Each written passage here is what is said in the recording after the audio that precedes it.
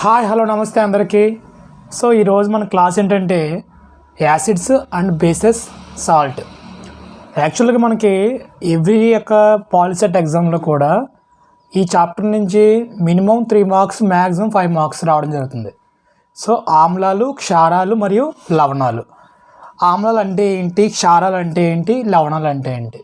So మీ అందరికి తెలుసు already. ఒక లెమన్ జ్యూస్ తీసుకున్నట్లయితే మనకి అదొక యాసిడ్. ఎందుకు యాసిడ్ అంటే అవి యాసిడ్లు అనేవి టేస్ట్కి పుల్లగా ఉంటాయి. మన టాపిక్ ఏంటమ్మా? Acids, bases and salt. So ఈ యాసిడ్స్ అనేవి టేస్ట్కి ఎలా ఉంటాయేమో పుల్లగా ఉంటాయి, అవి ఆమ్లాలు అంటారు. తర్వాత క్షారాలనేమో ఇంగ్లీష్లో బేసెస్ అంటాం మనం. వాటి యొక్క టేస్ట్ అనేది బెటర్ అంటే చేదుగా ఉంటుంది. ఈ యాసిడ్ మరియు బేస్ ఆమ్లము, క్షారము. సో ఎగ్జామ్లో ఏమడుగుతున్నాడంటే ఆమ్లాలు రుచికి పుల్లగా ఉంటాయి, క్షారాలు అయితే బిట్టర్ అంటే చేదుగా ఉంటాయి.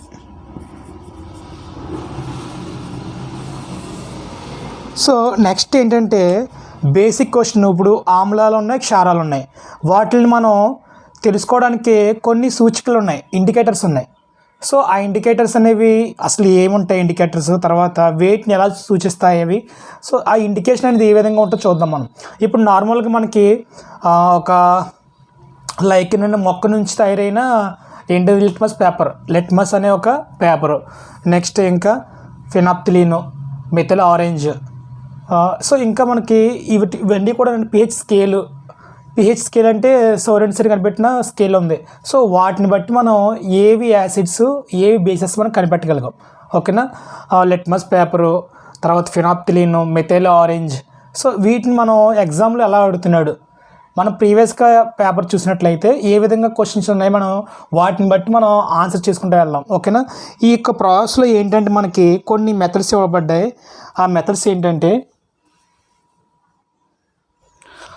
1 minute అయితే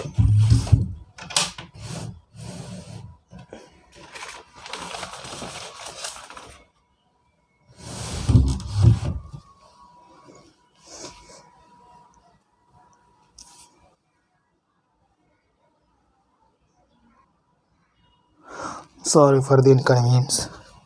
సో మనకి ఏంటంటే ఇక్కడ నార్మల్గా మనకి ఏ మెథడ్స్ ఉన్నాయి అసలు వెయిట్ నుంచి ఎగ్జామ్లో రావడం జరుగుతుంది. సో యాసిడ్స్ అనేవి మీ అందరు తెలుసు మనకి, ఈ లెమన్ జ్యూస్ అనేవి. నెక్స్ట్ బేసెస్లో బేస్ చూసుకున్నట్లయితే క్షారాలు అనేవి విధంగా ఉంటాయి. ఎగ్జామ్లో ఏ విధంగా అడుగుతున్నాడు, ఒక యాసిడ్ ఇచ్చి యాసిడ్ని మనం ఫినాప్థలిన్ తోటి కనుక్కున్నప్పుడు అది ఏ విధంగా వస్తుంది, మెథైల్ ఆరెంజ్తో కనుక్కున్నప్పుడు ఏ విధంగా వస్తుంది, లిట్మస్ పేపర్ ఏ విధంగా వస్తుంది. So acid. నెక్స్ట్ ఒక బేస్ ఇస్తున్నాడు, ఒక బేస్ ఇచ్చి దాన్ని ఫినాప్థలిన్ తోటి, మెథైల్ ఆరెంజ్ తోటి, లిట్మస్ పేపర్ తోటి ఏ విధంగా రంగులు మారుతున్నాయి కనుక్కోమన్నాడు. ఫస్ట్ క్వశ్చన్ ఇదనమాట మనకి. ఈ యాసిడ్ బేస్డ్ ఫస్ట్ క్వశ్చన్ ఏంటంటే ఒక యాసిడ్ ఇచ్చి యాసిడ్ అనేది లిట్మస్ పేపర్ని ఎలా మారుస్తుంది. మీ అందరు గుర్తుంచుకోవాలో చెప్తాను, ఎలా గుర్తుంచుకోవాలా. ఓకేనా? ఒక్కొక్కటి అని చెప్పుకుంటా ముందుకు వెళ్దాం. ఫస్ట్ మనం ఏం తీసుకుందాం, లిట్మస్ పేపర్ తీసుకుందాం. Litmus paper. సో ఇది లైక్ మొక్క నుంచి వస్తుంది కదా మనకి. సో ఈ లిట్మస్ పేపర్ అనేది ఒక ద్రావణాలు ఉన్నాయి కదా. ఇప్పుడు లెమన్ జ్యూస్ తీసుకుందాం మనం, అది యాసిడ్ కదా. సో ఈ యాసిడ్ మనం ఈ లిట్మస్ పేపర్తో చెక్ చేసినప్పుడు ఏ విధంగా వస్తుందంటే, మీకు షార్ట్ కట్ గుర్తుంచుకోండి. ఎలాగంటే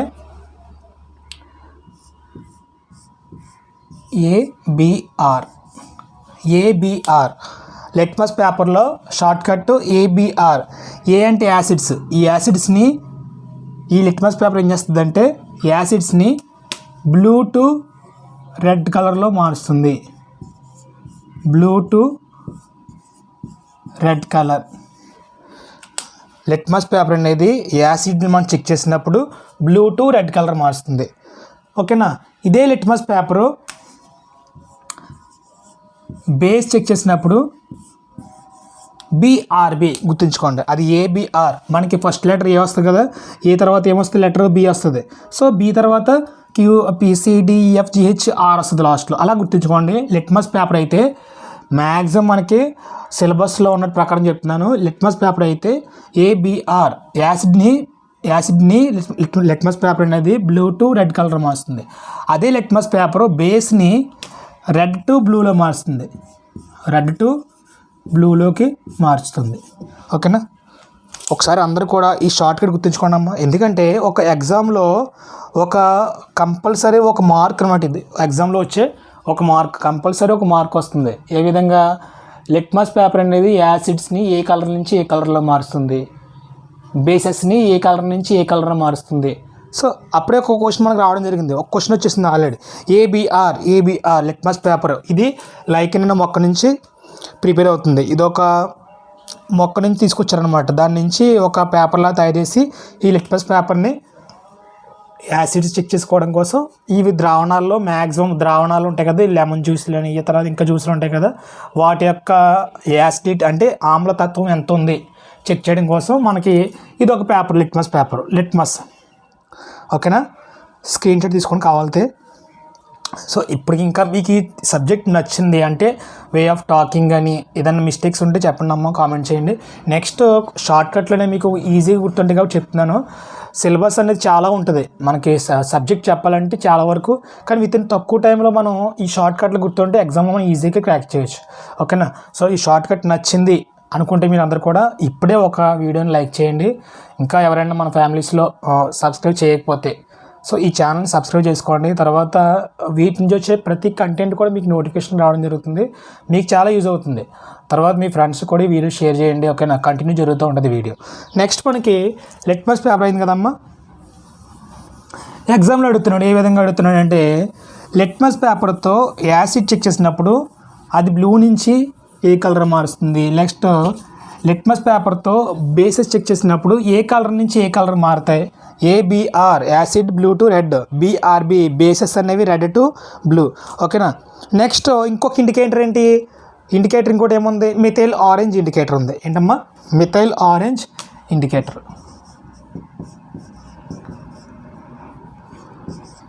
మిథైల్ ఆరెంజ్ ఇండికేటర్.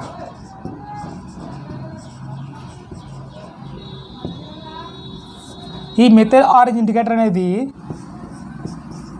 యాసిడ్స్కి ఏ కలర్ వస్తుంది, బేసెస్కి ఏ కలర్ వస్తుంది, ఆమ్లాలకి ఏ కలర్ వస్తుంది, క్షారాలకి ఏ కలర్ వస్తుంది. ఇది రెడ్ టు ఎల్లో అమ్మ, మీరు బాగా గుర్తుంచుకోండి. ఇవి ఏం చేస్తాయంటే ఈ యొక్క మిథైల్ ఆరెంజ్ అనేది రెడ్ నుంచి ఎల్లోకి కలర్ అనేది చేంజ్ అవుతూ ఉంటుంది. ఓకేనా, మిథైల్ ఆరెంజ్ అనేది ఎలా ఉంటుందమ్మా, రెడ్ నుంచి ఎల్లో కలర్. ఒకవేళ యాసిడ్ ఒకవేళ మనకి ఇచ్చిన HCl అయితే ఒకవేళ అది యాసిడ్ కదా, బలమైన యాసిడ్. సో యాసిడ్ అనేది ఈ యొక్క మిథైల్ ఆరెంజ్లో రెడ్ కలర్ చూపిస్తుంది, RED రెడ్ కలర్ చూపిస్తుంది. అదే బేస్ అయితే ఏం చేస్తుందమ్మా, ఎల్లో కలర్ చూపిస్తుంది. సో ఈ రెడ్ కలర్ ఎల్లో కలర్ గుర్తుపెట్టుకోండి. Acid red colour, bases Y colour. ఎలా గుర్తుంచుకుంటాం మనం ఈ మిథైల్ ఆరెంజ్లో, బేస్ అంటే బాయ్ అంటాం కదా, బాయ్ అంటాం కదా మనం, బాయ్ అంటే ఏంటిది మిథైల్ ఆరెంజ్. ఓకేనా, మిథైల్ ఆరెంజ్ అనేది ఒక ఇండికేటర్, యాసిడ్ని బేసెస్ని తెలిపే ఇండికేటర్. అందులో మనం బేస్ చెక్ చేసినట్లయితే ఎల్లో కలర్ అయిపోతుంది. ఒకవేళ మనకి ఇచ్చింది NaOH, ఇది బేస్ కదా, ఈ NaOH చెక్ చేసినప్పుడు మనకి ఏం కలర్ కనిపిస్తుంది, ఎల్లో కలర్ కనిపిస్తుంది. ఇదేంటి ఇక్కడ HCl బలమైన యాసిడ్. సో ఈ HCl అనేది యాసిడ్ కాబట్టి మిథైల్ ఆరెంజ్ అనేది ఏ కలర్ చూపిస్తుంది, రెడ్ కలర్ చూపిస్తుంది. ఓకేనా, మరి ఎలా గుర్తుంచుకుంటాం యాసిడ్ని, రెడ్ కలర్ అనేది acids red colour. So AR Rahman గుర్తుంచుకోండి. ఏఆర్ రెహమాన్ అంటాం కదా, ఏఆర్ రెహమాన్. ఈ యాసిడ్లు అనేవి రెడ్ కలర్ చూపిస్తాయి, ఎందులో మిథైల్ ఆరెంజ్. ఓకేనా, ఇది ఒక ఇండికేటర్. మిథైల్ ఆరెంజ్ అనేది ఒక ఇండికేటర్. అది ఏం చూపిస్తుందంటే రెడ్ కలర్ చూపించిందంటే అది ఫుల్ యాసిడ్ అనమాట అమ్మ, ఫుల్ యాసిడ్. ఎల్లో కలర్ చూపిస్తుందంటే అది బేస్ అనమాట, acid base. Okay, next phenolphthalein. ఓకేనా, ఇది ఫోటో తీసుకొని కావాలితే BYE బాయ్, ఇది ఏఆర్ రెహమాన్. ఓకేనా, ఏఆర్ రెహమాన్ అన్న ఒక మ్యూజిషియన్ బాయ్ చెప్పారు. ఓకే, అలా గుర్తుంచుకోండి. AR Rahman, acids red colour, BYE bye కాబట్టి బాయ్ అని చెప్పాం. బేసెస్ అనేవి ఎల్లో కలర్. ఒక ఇండికేటర్. మనకి ఇండికేటర్లు ఎన్ని టోటల్గా చెప్పుకున్న ప్రకారం అయితే ఫస్ట్ది ఏం చెప్పుకున్నాం, litmus paper, methyl orange. Next మూడోది ఏంటమ్మా, ఫినాప్థలీన్,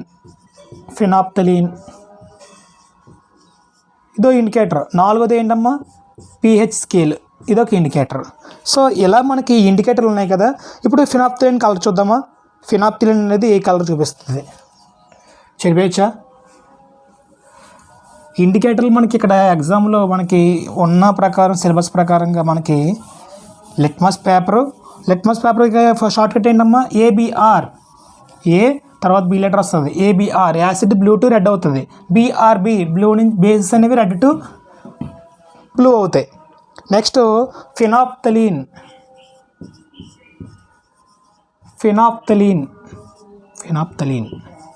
ఈ ఫినాప్థలీన్ అనేది యాసిడ్ని ఎలా మారుస్తుంది, బేసిడ్ ఎలా మారుస్తుంది, కలర్ అనేది మార్కర్ తీసుకోవాలి ఇంకోటి. సో ఈ ఫినాప్థలిన్ అనేది యాసిడ్స్ని ఎలా కలర్ చూపిస్తుంది, తర్వాత బేసెస్కి ఏ కలర్ చూపిస్తుంది అని చెక్ చేసినట్లయితే ఏంటమ్మా, ఇవి మనకి ఏంటంటే ఫస్ట్ది పింక్ కలర్ చూపిస్తుంది. ఏంటి, ఫస్ట్ ఆరెంజ్. ఎలాగా చూద్దాం ఒకసారి. దీంట్లో మనకి రీడింగ్ ఎలా ఉందంటే, మనకి బేసెస్ అయితే పింక్ కలరు, యాసిడ్ అయితే కలర్లెస్. బేసెస్ అయితే పింక్ కలర్లోకి చేంజ్ అవుతుంది. ఓకేనా, అదే యాసిడ్లో అయితే ఇవి ఎలా ఉంటుందంటే మనకి pH స్కేల్ ఉంది కదా మన దగ్గర. ఇది ఎలా ఉంది, pH స్కేల్ 1 to 7, 7 to 14 కదా. ఈ 1 to 7, 7 to 14. ఇక్కడ నుంచి మనకి ఏమవుతాయంటే 1 to 4, 7 to 8 ఇలా మనం డివైడ్ చేసుకున్నట్లయితే ఇది ఏంటమ్మా, 1 to 4 ఏంటివి, స్ట్రాంగ్ యాసిడ్స్, అంతే కదా. Strong acids according to pH scale చూసినట్లయితే 1 to 4 అండ్ స్ట్రాంగ్ యాసిడ్. తర్వాత ఏమవుతుంది, ఇక్కడ నుంచి స్ట్రాంగ్ యాసిడ్, ఇది 1 నుంచి 3 వరకు strong acid. Because example HCl. ఇది వీక్ యాసిడ్, ఎందుకంటే మనకి ఏమవుతుంది, న్యూట్రలైజ్ అయిపోతుంది కాబట్టి వీక్ యాసిడ్. ఇదేంటి, న్యూట్రలైజ్ అవుతుంది. ఇదేంటిది, వీక్ బేస్. ఇది స్ట్రాంగ్ బేస్. సో వీటి కలర్స్ ఏ విధంగా చూద్దాం ఒకసారి. ఈ ఫినాప్థలిన్ అనేది కలర్స్ అనేవి ఏ విధంగా చూపిస్తుంది చూద్దామా. ఫస్ట్లో మనకి ఇది ఆరెంజ్ చూపిస్తుంది ఫినాప్థలిన్. స్ట్రాంగ్ యాసిడ్ అయితే ఏం చూపిస్తుందమ్మా, ఆరెంజ్ చూపిస్తుంది. నెక్స్ట్ స్ట్రాంగ్ ఆరెంజ్ తర్వాత కొంచెం వీక్ యాసిడ్ అయితే కలర్లెస్. నెక్స్ట్ ఎలా మారుతుంది, ఇది న్యూట్రలైజ్ కాబట్టి ఏముండదు. నెక్స్ట్ 8 to 10 ఏమవుతుంది, పింక్ కలర్ చూపిస్తుంది మనకి. 8 to 10 ఏం చూపిస్తుంది అంటే వీక్ బేస్లో పింక్ కలర్ చూపిస్తుంది. Next colourless. మీరు ఒకటే గుర్తుంచుకోండి. ఎలా గుర్తుంచుకుంటారంటే, బేసెస్ అనేవి పింక్ కలర్ చూపిస్తుంది. బేస్లు పింక్ కలర్ అంటే గులాబీ కలర్ చూపిస్తాయి. తర్వాత యాసిడ్స్ అనేవి ఆరెంజ్ కలరు, లేదంటే ఇక్కడ నుంచి మనకి స్ట్రాంగ్ యాసిడ్ అయితే ఆరెంజ్ కలర్, కొంచెం వీక్ యాసిడ్ అయితే కలర్లెస్. నెక్స్ట్ కొంచెం వీక్ బేస్ అయితే పింక్ కలర్, వీక్ యాసిడ్ అయితే స్ట్రాంగ్ బేస్ అయితే కలర్లెస్. ఓకేనా, అటు గుర్తుంచుకోవాలి అందరు కూడా మీరు.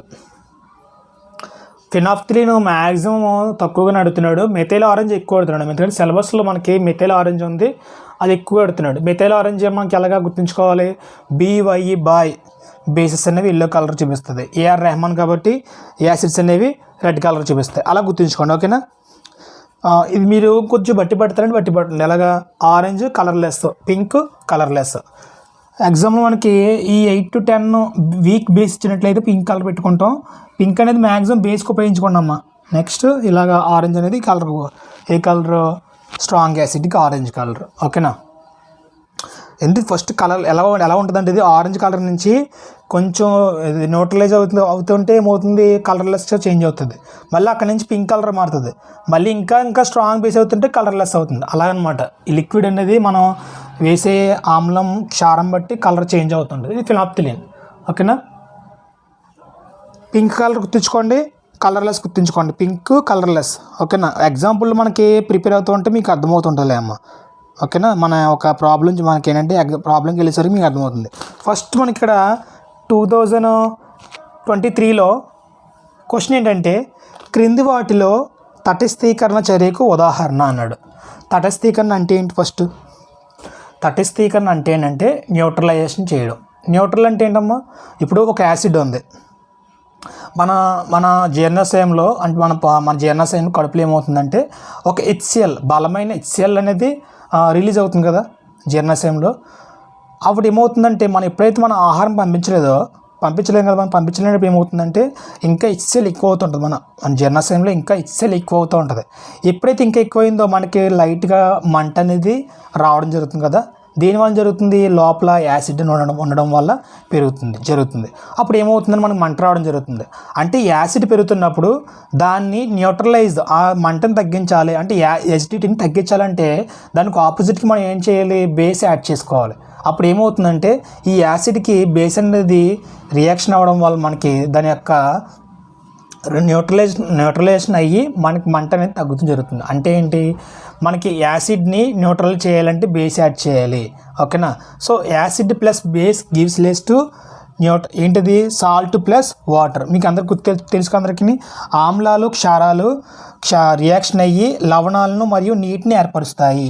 ఇది ఒక్క ఫార్ములా ఏమవుతుందంటే ఈ ఫార్ములా బట్టి మనకి ప్రతి ఎగ్జామ్లో కూడా అడుగుతున్నాడు. న్యూట్రలైజేషన్ అంటే ఏంటి, క్షారము ఆమ్లంతో రియాక్షన్ అయ్యి తటస్థీకరించబడుతుంది, ఓకేనా. లేదా ఆమ్లము క్షారంతో రియాక్షన్ అయ్యి తటస్థీకరించబడుతుంది. సో ఇక్కడ మనకి ఒక ఈక్వేషన్ ఏంటంటే acid plus base is gives less to ఏంటమ్మా, NaCl ప్లస్ H2O. లవణము ప్లస్ వాటరు. సో దీన్ని మనం ఏమంటామంటే ఇక్కడ తటస్థీకరణ చర్య అంటే ఎక్కడ ఏమంటాం మనం, తటస్థీకరణ చర్య జరిగినప్పుడు ఏమి రిలీజ్ అవుతాయంట, లవణము ప్లస్ నీరు రిలీజ్ అవుతాయి. ఎగ్జాంపుల్ ఏమవుతుందంటే ఒక్కసారి తటస్థీకరణ జరిగినప్పుడు, న్యూట్రలైజేషన్ అంటే తటస్థీకరణ అంటే ఏంటి, ఒకవేళ ఆమ్లం ఎక్కువైతే దాన్ని తగ్గించడం, క్షారం ఎక్కువైతే తగ్గించడం, తటస్థీకరణ చర్య అంటే ఏంటి, ఎప్పుడైతే యాసిడ్ ప్లస్ బేస్ అనేవి రియాక్షన్ అయ్యి ఏమవుతున్నాయంటే సాల్ట్ ప్లస్ వాటర్ని రిలీజ్ చేస్తున్నాయి. ఇక్కడ ఏమవుతుందంటే ఇక్కడ వాళ్ళు తటస్థీకరణ చర్యలో ఏమి రిలీజ్ అవుతున్నాయంటే ఏం చెప్పాలి మనం, లవణము ప్లస్ నీరు రిలీజ్ అవుతుంది, ఓకేనా. ఈ రెండు వేడ ఏమవుతుందంటే తటస్థీకరణ జరుగుతున్నాయి, న్యూట్రలైజేషన్ జరుగుతుంది. అంటే ఇప్పుడు యాసిడిటీ పెరిగిపోతున్నప్పుడు దానికి బేస్ యాడ్ చేయడం వల్ల ఏమవుతుంది, రెండు సమానంగా తగ్గడం జరుగుతుంది. అందుకని మనం ఏం చేస్తామంటే ఈ జీర్ణాశయంలో HCl పెరుగుతున్నప్పుడు మనం ఈనో తీసుకుంటాం కదమ్మా. ఆ ఈనో ఏంటి, బేస్ అనమాట. ఎగ్జామ్లో కూడా అడుగుతాడు, ఒకవేళ మనకి ఇలా జీర్ణాశయంలో HCl పెరుగుతున్నప్పుడు దాన్ని తటస్థీకరించాలంటే, కంట్రోల్ చేయాలంటే, ఆమ్లాన్ని కంట్రోల్ చేయాలంటే దాన్ని వెయిట్ని యాడ్ చేయాలి, క్షారాన్ని యాడ్ చేసుకోవాలి. క్షారాన్ని యాడ్ చేయడం వల్ల ఏమవుతుంది, ఆమ్లం యొక్క H+ అయాన్లు తగ్గడం జరుగుతుంది, ఓకేనా.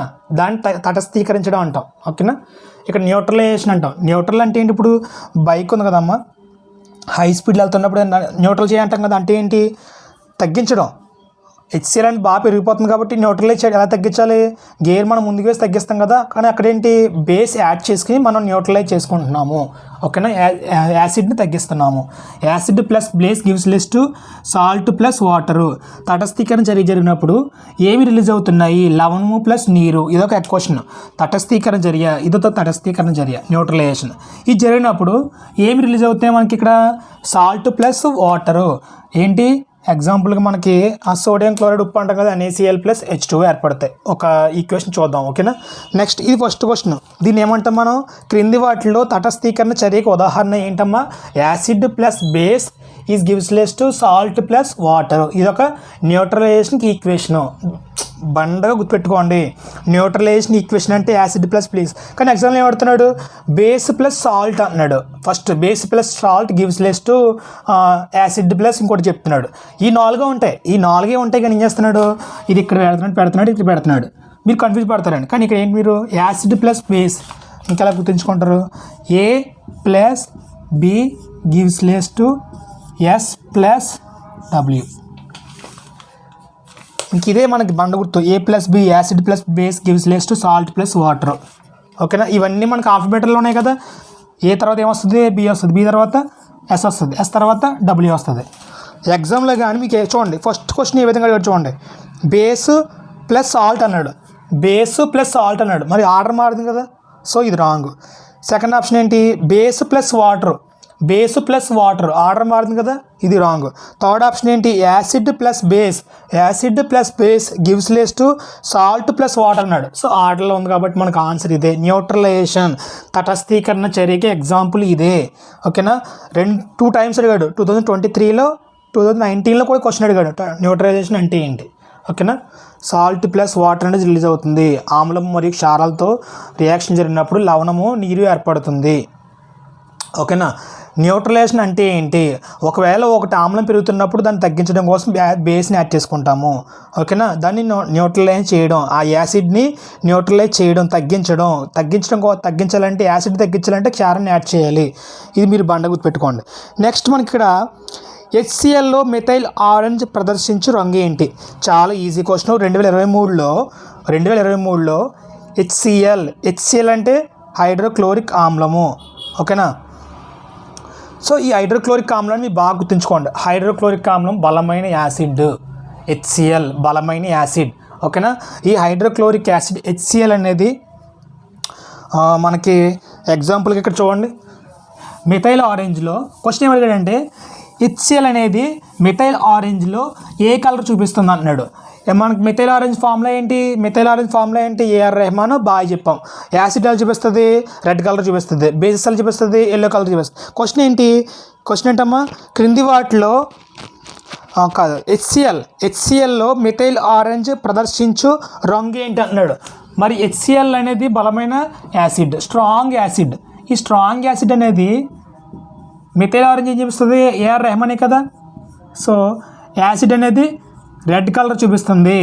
ఒకవేళ BYE అంటే ఏంటి? బేస్ అనేది ఎల్లో కలర్ చూపిస్తుంది. YELLOW yellow colour. Methyl orange AR Rahman అని చెప్పాం. మిథైల్ ఆరెంజ్ ఏదో సినిమా గుర్తుంచుకోండి. మిథైల్ ఆరెంజ్ అంటే మనకి ఏఆర్ రెహమాన్ సంగీతం కొట్టిన సినిమాలో మీరు గుర్తుంచుకోండి. ఓకేనా. సో ఈ విధంగా మనకి మిథైల్ ఆరెంజ్ అనేది ఏ యాసిడ్ అయితే రెడ్ కలర్, బేస్ అయితే ఎల్లో కలర్. క్వశ్చన్ అడిగే డైరెక్ట్ ఏంటి? 112 క్వశ్చన్ ఇది. HClలో మిథైల్ ఆరెంజ్ ప్రదర్శించే రంగు ఏంటి? HCl అంటే బలమైన యాసిడ్. ఓకేనా. ఇక్కడ మనకి మీకు చెప్పాను ఇందాక, న్యూట్రలైజేషన్ ఎలా జరుగుతుంది. ఎలా చెప్పాను? Acid plus base is gives less to salt plus water. దీని ఈక్వేషన్ ఎలా ఉంటుంది? బలమైన యాసిడ్ మనకి HCl మన యొక్క జీర్ణశయంలో క్రియేట్ అవుతుంది. దానికి మనం ఈనో ప్యాకెట్ అంటే మన ఎగ్జాంపుల్ అనుకుందాం, బేస్ యాడ్ చేయి NaOH. ఇక్కడ మనకి ఇదేమో OH కంటెంట్ ఉన్నదంటే మనకి maximum base content, H plus content ఉందంటే ఇది acid content. Acid plus base, acid ఎక్కువ అవుతుంది కాబట్టి మనం బేస్ వచ్చేసింది, దాన్ని ఏం చేస్తున్నాం? మనం న్యూట్రలైజ్ చేస్తున్నాము, తటస్థీకరిస్తున్నాము. అప్పుడు ఏమని రిలీజ్ అవుతున్నాయి? సాల్ట్ అంటే ఏమవుతుందమ్మా? NaCl. చూద్దాం. ఇక్కడ ఒక Na ఉంది, ఒక Na సరిపోయింది. ఒక Cl ఉంది, ఒక Cl సరిపోయింది. ప్లస్ H2O కావాలి మనకి. H2 అంటే 2 హైడ్రోజన్లు కావాలి. ఇదొక హైడ్రోజను, ఇదొక హైడ్రోజన్. H1 + 1 ఏమైంది? 2H సరిపోయింది. మరి మనకు ఒకటి కావాలి కదా, ఇది ఒకటే H2O సరిపోయిందా? అంటే ఏంటి? ఇక్కడ స్ట్రాంగ్ యాసిడ్ HCl గుర్తుపెట్టేసుకోండి బ్రెయిన్లో. HCl NaOH సోడియం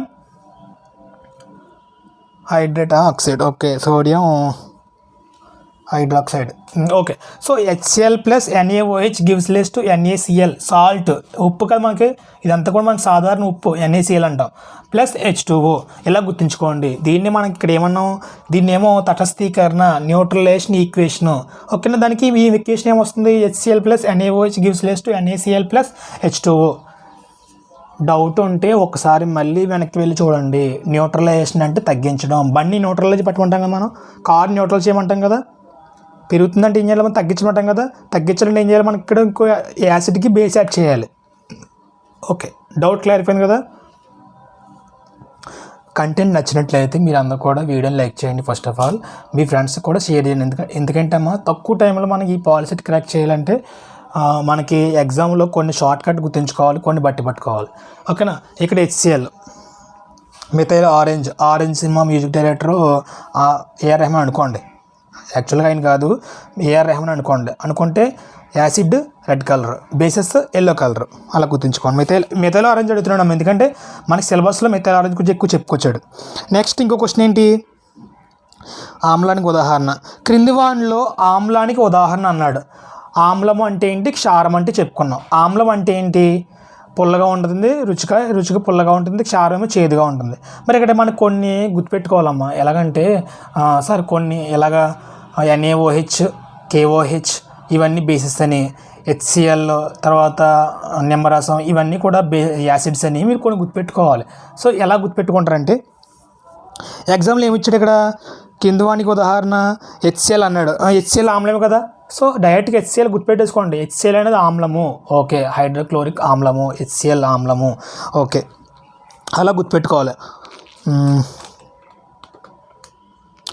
ఓకే, ఇక్కడ మనకి కొంచెం ఫ్రంట్కి వెళ్దాం.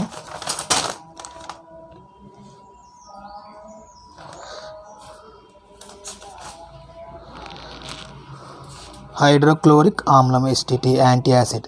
ఎగ్జామ్లో అడుగుతున్నాడు యాంటీ యాసిడ్ అంటే ఏంటి. యాంటాసిడ్ మన జీర్ణాశయంలో HCl అనేది క్రియేట్ అవుతుంది. HCl క్రియేట్ అవుతున్నప్పుడు యాసిడ్ పెరుగుతుంది. దానికి యాంటీ యాసిడ్ మనకి యాంటీసెప్టిక్ అంటాం. సెప్టిక్ అంటే ఏంటి, ఏదన్నా తెగిన తర్వాత సెప్టిక్ అవుతుంది. దానికి యాంటీసెప్టిక్ అంటే మనం పెన్సిలిన్ పౌడర్ వేసుకుంటాం. అదేవిధంగా ఇక్కడ దానికి ఆపోజిట్ అనమాట. యాసిడ్కి యాంటీ యాసిడ్ ఏంటి, బేసే కదా. క్వశ్చన్ అడిగాడు ఏంటి మనకి యాంటీ యాసిడ్ ద్రావణ మిథైల్ ఆరెంజ్ క్రింది వానిలో ఏ మందును అజీర్ణంకి ఉపయోగిస్తాము. ఇది ఎప్పుడు అడిగాడు, 2020లో. మీరు చూడండి అమ్మా, ఆల్రెడీ చూడండి, ప్రాక్టికల్గా చూడండి మీరు. 2020లో క్వశ్చన్ నెంబర్ 117 క్వశ్చన్ ఏమడిగాడు, క్రింది వానిలో ఏ మందును అజీర్ణంకి ఉపయోగిస్తున్నారు. అజీర్ణం అంటే ఏంటి, యాసిడిటీ పెరిగిపోతుంది పొట్ట లోపల. దానికి ఆపోజిట్ ఏం చేయాలి, మనం బేస్ యాడ్ చేయాలి. కింద ఆప్షన్లు ఏంటి మనకి, యాంటీబయోటిక్ ఎక్కడ కాదు కదా, అది ఫిజికల్ సైన్స్ సంబంధించింది కదా. తర్వాత ఎనాలజిసిక్ అంట కాదు, యాంటీ యాసిడ్. ఫోర్త్ ఆప్షన్ వచ్చి యాంటీసెప్టిక్ అంటే అది వేరే. యాంటీ యాసిడ్కి ఆపోజిట్ ఏంటి, యాంటీ యాసిడ్ అంటే బేస్ అనమాట. యాంటీ యాసిడ్ అంటే ఏంటి, యాంటీ యాసిడ్ అంటే మీరు ఏంటది, యాంటీ యాసిడ్ అంటే యాసిడ్కి ఆపోజిట్ ఈక్వల్ టు బేస్ అనమాట. ఎగ్జామ్లో అడిగాడు యాంటీ యాసిడ్కి మనకి అజీర్ణంకి ఉపయోగించేది ఏంటి, యాంటీ యాసిడ్. ఒకవేళ యాసిడ్కి యాంటీ ఏంటి, బేస్. ఓకేనా, అలా గుర్తుంచుకోవాలి. యాంటీ యాసిడ్ అంటే యాసిడ్కి ఆపోజిట్. ఇది ఎప్పుడు అడిగాడమ్మా, 2020లో క్వశ్చన్ యొక్క 117 క్వశ్చన్. నెక్స్ట్, క్షార ద్రావణంలో మిథైల్ ఆరెంజ్ సూచిక యొక్క రంగు ఏంటన్నాడు. ఏంటమ్మా, క్షార ద్రావణంలో మిథైల్ ఆరెంజ్ యొక్క సూచిక రంగు ఏంటి. Methyl orange movie music director AR Rahman. అందులో యాసిడ్స్ అయితే రెడ్ కలర్, బేసెస్ అయితే ఎల్లో కలర్. వచ్చిన ఆన్సర్ ఆప్షన్స్ ఏంటి, ఆరెంజ్, ఎల్లో, రెడ్, బ్లూ ఇచ్చాడు. ఎల్లో కలర్ ఎందుకు, బేస్ కాబట్టి. ఓకేనా, ఈజీగా పెట్టగలరు కదా మీరు. ఓకే, ఇంకా కొంచెం ఫ్రంట్కి వెళ్దాం.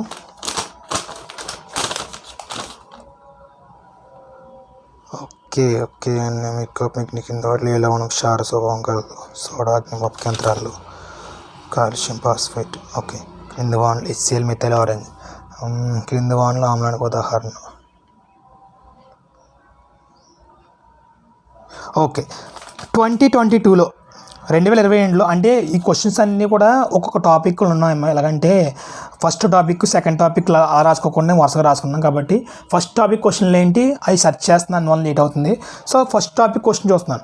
2022లో 99 క్వశ్చన్ చూసినట్లయితే ఒక బలమైన ఆమ్లము క్వశ్చన్ చూడండి. ఒక బలమైన ఆమ్లము మీరు చేయగలరు ఆన్సర్.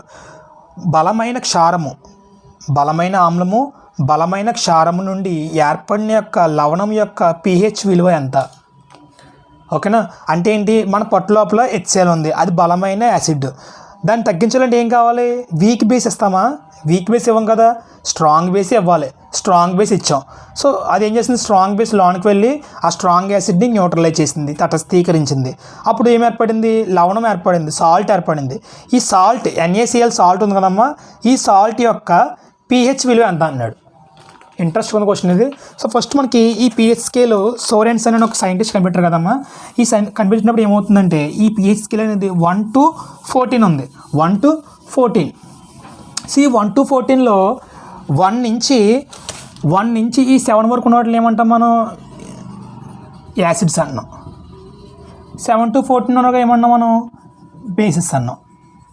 స్ట్రాంగ్ అయితేనే ఈ మనకి తక్కువ pH వాల్యూ ఉన్నట్లయితే అది స్ట్రాంగ్ బేస్, ఎక్కువ pH వాల్యూ ఉందంటే అది స్ట్రాంగ్, తక్కువ pH వాల్యూ ఉందంటే ఏంటది? Strong acid. ఎక్కువ pH వాల్యూ ఉందంటే స్ట్రాంగ్ బేస్. సో ఈ స్ట్రాంగ్ యాసిడ్కి మనం స్ట్రాంగ్ బేస్ ఇచ్చినప్పుడు ఏమవుతుందంటే న్యూట్రలైజ్ అవుతుంది. ఏమవుతుంది? న్యూట్రలైజ్ అవుతుంది. సో న్యూట్రలైజ్ అవుతుందంటే అర్థం ఏంటి? 7 దాకా వచ్చింది. వాడు ఏమన్నాడు? ఈ న్యూట్రలైజ్ అయింది కదా సాల్ట్, ఇదేంటిది? Strong acid HCl, strong acid HCl, strong base NaOH, ఈ రెండు కూడా రియాక్షన్ అయ్యి మనకి NaCl ఉప్పు ప్లస్ వాటర్ H2 ఏర్పడ్డాయి. ఓకే, ఇప్పుడు ఈ ఏర్పడ్డ లవణము, ఇది లవణం కదమ్మా, సాల్ట్ కదమ్మా. ఈ సాల్ట్ యొక్క pH వాల్యూ ఎంత ఉంటుంది? 7 కదా ఉంటుంది. ఎందుకంటే తటస్థీకరించబడింది. ఇదంతా కూడా ఏమైంది? దీని వాల్యూ సమానం అయిపోయి ఏమైపోయిందంటే సెంటర్కి వచ్చేసింది. సెంటర్ రాగానే ఏమైంది? సెంటర్ వాల్యూ ఎంత? 7 అనమాట. అంటే ఈ సాల్ట్ యొక్క pH వాల్యూ ఎంతమ్మా? 7. గుర్తుంచుకోవాలి అందరూ కూడా. సాల్ట్ యొక్క pH వాల్యూ 7, లవణం యొక్క pH వాల్యూ 7, సాల్ట్ యొక్క pH వాల్యూ 7. ఓకేనా. ఇది పుల్లగా ఉండదు, చేదుగా ఉండదు, కరెక్ట్గా సెంటర్లో న్యూట్రలైజ్ అయి ఉంటుంది. ఓకేనా, గుర్తుంచుకోండి అందరూ కూడా ఆ పాయింట్. NaCl యొక్క డైరెక్ట్ బిట్ అడుగుతున్నాడు ఒక్కోసారి, డైరెక్ట్ బిట్ ఒక్కోసారి ఇలా కన్ఫ్యూజ్ పడుతాడు. ఏమని? Strong acid strong base reaction అయినప్పుడు ఏర్పడ్డ లవణం యొక్క pH వాల్యూ అంటే 7 గుర్తుంచుకోవాలి. డైరెక్ట్గా NaCl యొక్క pH వాల్యూ ఎంత అంటే అలా గుర్తుంచుకోవచ్చు, డైరెక్ట్ 7. ఓకేనా. ఇంకా calcium phosphate, methyl orange, sodium phosphate. So ఇక్కడ ఒక క్వశ్చన్ అడుగుతుంది. ఏంటి? దంతాలపై ఉండే ఒక పొర ఉంటుందమ్మా. ఆ పొర అనేది ఎందుకు ఆ పొర అనేది ఏంటి, అసలు ఎందుకు ఎలా ఏర్పడుతుంది అంటే, ఇప్పుడు మనకి ఏంటంటే మనం ఏదైనా తిన్న తర్వాత ఏమవుతుందంటే ఆ పళ్ళల్లో ఉన్న ఈ ఏదైనా పదార్థం వలన అది ఏమవుతుంది, 1 day తర్వాత 24 hours తర్వాత బ్యాక్టీరియా ఫామ్ అయ్యి ఆ బ్యాక్టీరియా ఏం చేస్తుంది? ఆ యొక్క పదార్థాన్ని తింటుంది. ఆ పళ్ళ మధ్యలో చిగుళ్ళ మధ్యలో పదార్థాన్ని తింటుంది. తిన్న తర్వాత ఏం చేస్తుంది అంటే బ్యాక్టీరియా కొన్ని యాసిడ్లని రిలీజ్ చేస్తుంది బయటికి, మోషన్ ద్వారా ఏంటో అది బ్యాక్టీరియా రిలీజ్ చేస్తుంది. రిలీజ్ చేసిన తర్వాత ఏమవుతుందంటే మన లోపల ఏమవుతుంది, మన పళ్ళ పైన ఒక యాసిడ్ క్రియేట్ అవుతుంది, ఆమ్లం అనేది క్రియేట్ అవుతుంది. అందువల్ల మనకి ఎక్కువగా స్మెల్ కూడా రావడం జరుగుతుంటుంది. సో మనకి ఏమవుతుందంటే ఆ పళ్ళు స్మెల్ వస్తుంటాయి కదా, ఎందుకు? ఆ యాసిడ్ అనేది లోన బ్యాక్టీరియా క్రియేట్ చేస్తుంది కాబట్టి. ఆ యాసిడ్ పోవాలంటే యాసిడ్ని మనం లెవెల్ తగ్గించాలంటే ఏం చేయాలి? బేస్తో మనం దాన్ని కడగాలి. కాబట్టి టూత్పేస్ట్ ఏం చేస్తాం మనం? పేస్ట్తో, ఆ టూత్పేస్ట్లో బేస్ ఉంటుంది కాబట్టి ఆ బేస్ తోటి యాసిడ్ని మొత్తం మనం క్లీన్ చేస్తున్నాం. ఓకేనా. అప్పుడు ఏమవుతుంది? పళ్ళపైన ఉన్న ఆ యాసిడ్ అంతా కూడా బేస్తో రియాక్షన్ జరిగి న్యూట్రలైజ్ అయ్యి తటస్థీకరించబడి ఆ స్మెల్ అనేది తగ్గడం జరుగుతుంది. ఒక యాసిడ్ విలువ కూడా తగ్గుతుంది అనమాట. క్వశ్చన్ ఏంటి ఇక్కడ? దంతాలపై ఉండే పింగాణి పొర దేనిని కలిగి ఉంటుంది? డైరెక్ట్ గుర్తుపెట్టుకోండి, కాల్షియం ఫాస్ఫేట్. ఎగ్జాంపుల్ ఏంటి? ఇక్కడ క్వశ్చన్ ఏమడిగాడు? Calcium hydrate first option, calcium phosphate second option, calcium oxide, calcium carbonate. మీరు ఇవి టీత్ కదా, పళ్ళు కదా, దంతాలు కదా, టీత్ కాబట్టి పళ్ళు కాబట్టి కాల్షియం ఫాస్ఫేట్. Calcium phosphate.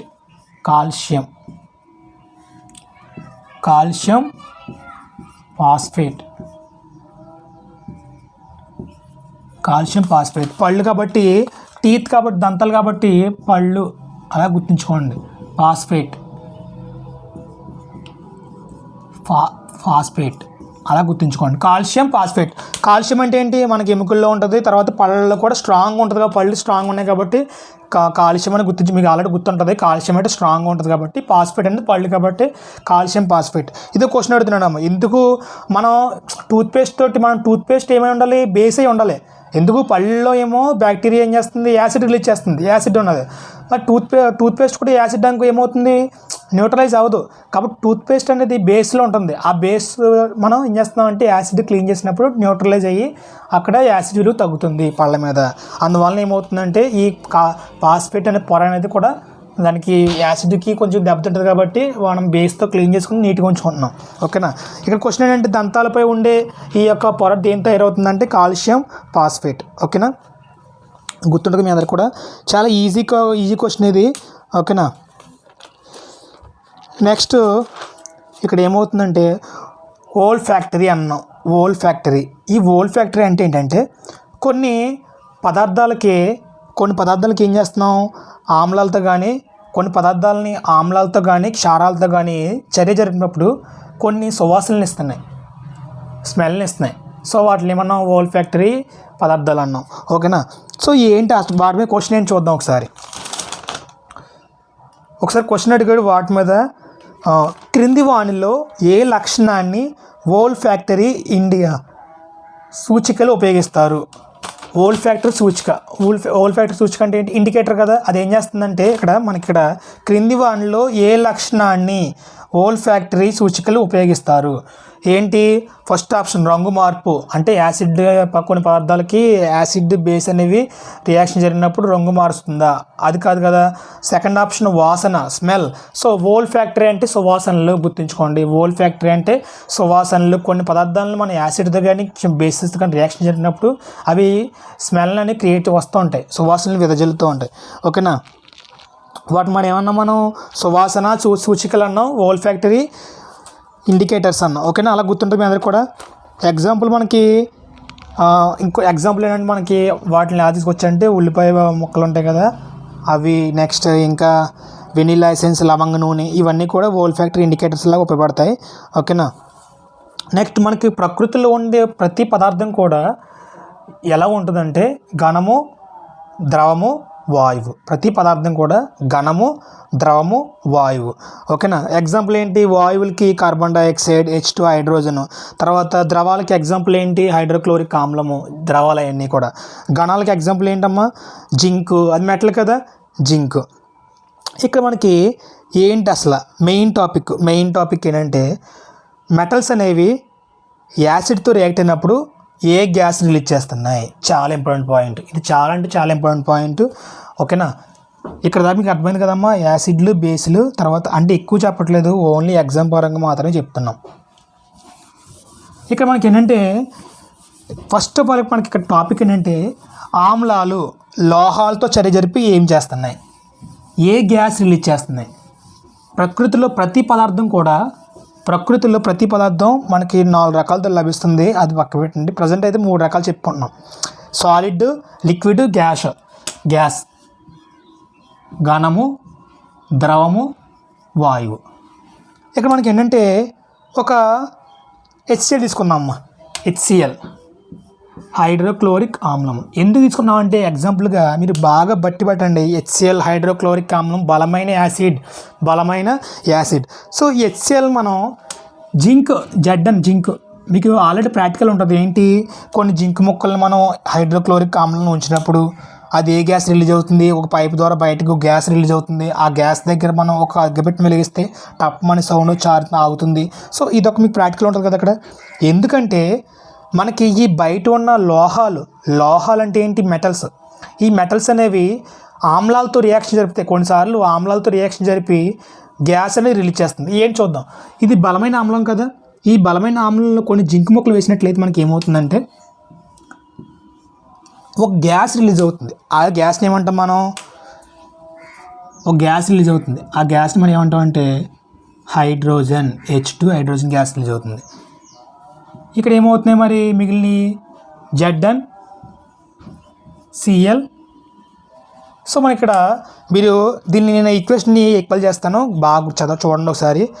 నార్మల్గా ఏంటంటే మీరు గుర్తుంచుకోవాలి ఒకటే, మెటల్స్తో ఏంటి ఆమ్లాలు మెటల్స్తో రియాక్షన్ జరిపి ఏం చేస్తున్నాయి, మనకి హైడ్రోజన్ గ్యాస్ ఇస్తున్నాయి. అలా గుర్తుపెట్టుకోవాలి. అలాగా మెటల్స్ ఆమ్లాలతో చర్య జరిపి, లేదంటే యాసిడ్స్ మెటల్స్తో చర్య జరిపి, ఎగ్జామ్లో ఒకటి అడుగుతాడు, యాసిడ్స్ అనేవి మెటల్స్తో చర్య జరిపి ఏ గ్యాస్ రిలీజ్ చేస్తున్నాయి, హైడ్రోజన్ గ్యాస్. చాలా అంటే చాలా ఇంపార్టెంట్ ఇది మనకి. ఇక్కడే కాదు, ప్రతి ఒక్క కాంపిటేటివ్ ఎగ్జామ్ ఫీల్డ్లో ప్రతి ఎగ్జామ్లో అడుగుతున్న క్వశ్చన్ ఏంటంటే మెటల్స్ అంటే జింక్, సోడియం. సో ఇవన్నీ కూడా మెటల్స్. ఈ మెటల్స్ అనేవి యాసిడ్తో రియాక్ట్ అయినప్పుడు హైడ్రోజన్ గ్యాస్. ఎలా గుర్తుంచుకుందాం ఇది, యాసిడ్స్ మెటల్స్తో రియాక్ట్ అయినప్పుడు హైడ్రోజన్ గ్యాస్ని రిలీజ్ చేస్తున్నాయి. యాసిడ్స్ అనేవి మెటల్తో రిలీజ్ అయినప్పుడు హైడ్రోజన్ గ్యాస్ రిలీజ్ అవుతుంది. మనకి టైం ఉంది కదా, ఏఎం పిఎం అంటాం కదా టైము. ఏఎం అనే టైం కదా, టైం మనం గంటల్లో చూస్తాం, హవర్స్. సో హెచ్ అంటే హవర్స్. అలా గుర్తుపెట్టుకోండి మీ అందరూ కూడా. ఈ షార్ట్కట్లు ఏంటంటే ప్రజెంట్ మన ఎగ్జామ్ కోసమే, మన ఎగ్జామ్ కోసం అలా గుర్తుపెట్టుకోవాలి. టైం ఉంటుంది, ఏఎం పిఎంలో ఉంటాయి టైము. ఏఎం అంటే పిఎం అంటే మధ్యాహ్నం నుంచి లెక్కేసుకుంటాం కదా, మార్నింగ్ ఏఎం అని లెక్కేసుకుంటాం. సో యాసిడ్స్ అనేవి మెటల్తో రియాక్ట్ అయినప్పుడు హైడ్రోజన్ గ్యాస్ రిలీజ్ చేస్తాయి, H2 hydrogen gas. So hydrogen అంటే హవర్స్, గంటలు. సో ఇలా గుర్తుపెట్టుకోండి. నెక్స్ట్ మనకి ఇక్కడ ఏంటంటే మెయిన్ టాపిక్, ఇక్కడ మనకి H2 ఉంది, ZnCl2, ZnHCl. మనకి ఇక్కడ ఏమున్నది, Zn క్లోరిన్ Cl2 ఉంది, ZnCl2 హైడ్రోజన్ గ్యాస్ ఏర్పడుతుంది. అంటే ఏంటి, ఇక్కడ మనకి హెచ్లు ఉన్నాయి, టోటల్గా హైడ్రోజన్ గ్యాస్లో 2 ఉన్నాయి, H2 కదా, అంటే 2 హైడ్రోజన్ పరమాణువులు ఉండాలి. ఇక్కడ ఒకటే హైడ్రోజన్ పరమాణు కాబట్టి మనం ఫ్రంట్ అవుట్ వేసుకుందాం. ఇప్పుడు ఏమైంది, ఇక్కడ ఏమి లేకపోతే 1 అన్నట్టు లెక్క, 2 1s 2 సరిపోయినాయి. ఓకేనా. క్లోరిన్ పరమాణువులు ఉన్నాయేమో, అక్కడ 2 ఉన్నాయి క్లోరిన్ పరమాణువులు, అంటే ఇక్కడ 1 వేసుకున్నాం అనుకో, 2 1s 2, 2 క్లోరిన్ పరమాణువులు, 2 సరిపోయినాయి. జింక్ అనేది ఒకటే ఉంది కాబట్టి జింక్, దీని ముందు ఏమీ ఎక్కలేదు, ఈక్వేషన్ ఈక్వల్ అయింది కదా. 2 1s 2 అంటే 2 హైడ్రోజన్ పరమాణువులు, 2 1s 2 అంటే 2 క్లోరిన్ పరమాణువులు సరిపోయింది కదా. 1 ఇక్కడ వేసిన పర్లేదు, ఏ పని పర్లేదు. So 2HCl plus Zn gives less to ZnCl2 plus hydrogen gas. ఓకేనా. ఇక్కడ మనకి ఏంటంటే ఇవి యాసిడ్స్, ద్రావణంలో ఉంది. ఇదంతా కూడా ఏంటిది, ద్రావణం అంటే లిక్విడ్లో ఉంది. మనం ఇది జింక్ అంటే మెటల్ కదా, ఇది జింక్ అనేది ఒక మెటల్, అది గణంలో ఉంది. గణం అంటే ఘన పదార్థం. ఆ రెండింటిని మనం యాడ్ చేసినప్పుడు యాసిడ్ ప్లస్ మెటల్ యాడ్ చేసినప్పుడు ఏమవుతుందంటే ఆమ్లము లోహాలతో చర్య పొంది హైడ్రోజన్ గ్యాస్ రిలీజ్ చేస్తుంది. Hydrogen gas. లాస్ట్ది ఏంటి, ఇది కూడా జలద్రావణం. ఇది ద్రావణంలో మారుతుంది కాబట్టి జలద్రావణంలో మారుతుంది. లాస్ట్ది వాయువు, గ్యాస్, H2 గ్యాస్. మీరు ఒకటే గుర్తుంచుకోవాలి, ఏఎం మార్నింగ్ ఏఎం. ఓకేనా. గంటల్లో కాబట్టి హెచ్ హైడ్రోజన్ గ్యాస్. యాసిడ్స్ మెటల్తో రియాక్ట్ అయ్యి హైడ్రోజన్ గ్యాస్ రిలీజ్ అవుతాయి. చాలా అంటే చాలా ఈజీ పెట్టేది, ఎగ్జామ్లో అడుగుతున్నాడు. యాసిడ్స్ అనేవి మెటల్స్తో రియాక్ట్ అయినప్పుడు ఏ విధంగా ఏర్పడుతున్నాయి, హైడ్రోజన్ గ్యాస్ని రిలీజ్ చేస్తున్నాయి అని బాగా గుర్తుంచుకోవాలి. ఈ హైడ్రోజన్ గ్యాస్ దగ్గర మనం ఏదైనా వెలిగిస్తే టప్ మని సౌండ్ వచ్చి అది ఆగడం జరుగుతుంది. ఓకేనా. టప్ మని సౌండ్ వచ్చిందంటే హైడ్రోజన్ గ్యాస్ అనేది మనకి ఇక్కడ రిలీజ్ అవుతున్నట్టు లెక్క. ఓకేనా.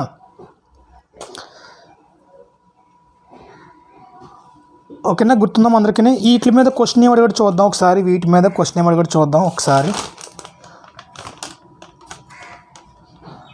తటస్థీకరణ చర్య, రక్తం pH వాల్యూ.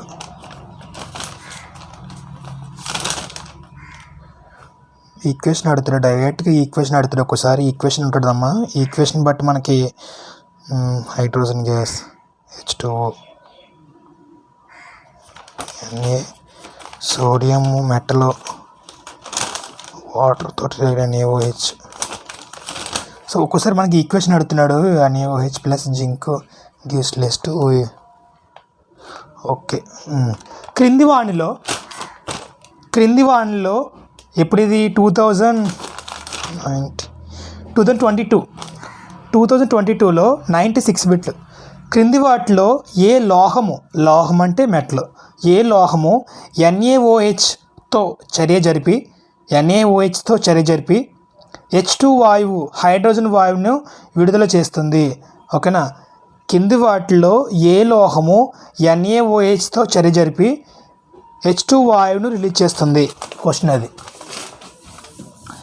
మనకి ఇక్కడ మెటల్స్, యాసిడ్స్ అనేవి మెటల్స్తో రియాక్షన్ జరిపి హైడ్రోజన్ వాయువు రిలీజ్ చేస్తున్నాయి. మీరు గుర్తుపెట్టుకోవాలి, మెటల్స్ అనేవి యాసిడ్తో రియాక్షన్ జరిపి హైడ్రోజన్ వాయువును రిలీజ్ చేస్తున్నాయి. మన ఇక్కడ చిన్న ఫార్ములా ఏంటంటే సోడియం హైడ్రాక్సైడ్ NaOH. ఈ NaOH అనేది సోడియం హైడ్రాక్సైడ్ ఏం చేస్తుంది? HClతో, ఆమ్లంతో రియాక్షన్ జరిపి, సోడియం హైడ్రాక్సైడ్ అనేది ఆమ్లంతో రియాక్షన్ జరిపి, ఓకేనా, Na2ZnO2.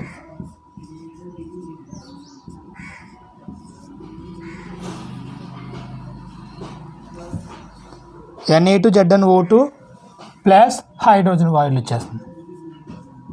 కొన్ని ఈక్వేషన్లు మీరు కొన్ని రాసుకున్నామా. ఈ ఈక్వేషన్ మనకి టెక్స్ట్ బుక్లో ఇచ్చే డైరెక్ట్ ఈక్వేషన్ మీద ఒక ఎగ్జామ్ బిట్ అడుగుతున్నాడు. డైరెక్ట్ ఈక్వేషన్ ఏంటి? NaOH plus HCl gives less to Na2ZnO2 hydrogen. So ఇక్కడ మనకి ఏంటి, ఇక్కడ H2 ఎన్ని ఉన్నాయి? మనకి 2Hలు ఉన్నాయి. అంటే 2 వేసుకున్నాం అనుకో, 2H సరిపోతాయి. ఓటీలు ఉన్నాయి, 2 ఓటీలు సరిపోయింది. Na2 సరిపోయింది. Next HCl, 2 NaOH HCl. Okay. ఈ జింక్ అమ్మ, ఇక్కడ జింక్, HCl కాదు, జింక్. క్వశ్చన్ ఏం అడిగాడు అక్కడ మనకి ఎగ్జామ్లో? క్వశ్చన్ ఏం అడిగాడు? క్రింది వాటిలో ఏ లోహము, లోహం అంటే మెటల్, NaOHతో చర్య పొంది?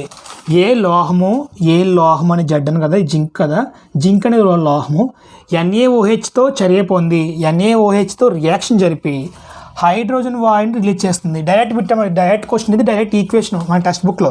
ఏంటి ఫార్ములా మనకి? 2 NaOH plus Zn gives less to Na2ZnO2 plus H2O. ఓకేనా, అంతే ఈక్వేషన్ సరిపోద్దాం. మనం Zn ఒకటే ఉంది కాబట్టి Zn ఒకటే ఉంటుంది. Na2 అంటే 2 Na సరిపోయినాయి, O2 అంటే 2 O's సరిపోయింది, H2 అంటే 2 H'లు. మనకి హైడ్రోజన్ వాయువు రిలీజ్ అవుతుంది. Na2ZnO2 ప్లస్ హైడ్రోజన్ వాయువు అనేది రిలీజ్ అవుతుంది. గుర్తుపెట్టుకోండి, డైరెక్ట్ బిట్. జింక్తో NaOH అనేది జింక్తో మనకి రియాక్షన్ జరిపి, జింక్ అనేది ఒక మెటల్ కదా, ఇది మెటల్, లోహం. ఈ మెటల్తో రియాక్షన్ జరిపి మనకి హైడ్రోజన్ వాయువు రిలీజ్ చేస్తుంది. రెండు ఈక్వేషన్ చెప్పుకున్నాం. ఆ రెండు ఈక్వేషన్లు గుర్తుపెట్టుకోండి, రాసుకోండి పక్కన. ఏంటవి? HCl plus Zn gives less to ZnCl2. Next ఏంటి? NaOH plus Zn gives less to Na2ZnO2 plus hydrogen gas అనేది రిలీజ్ అవుతుంది. ఓకేనా. నెక్స్ట్ మనకి ఇక్కడ ఏంటంటే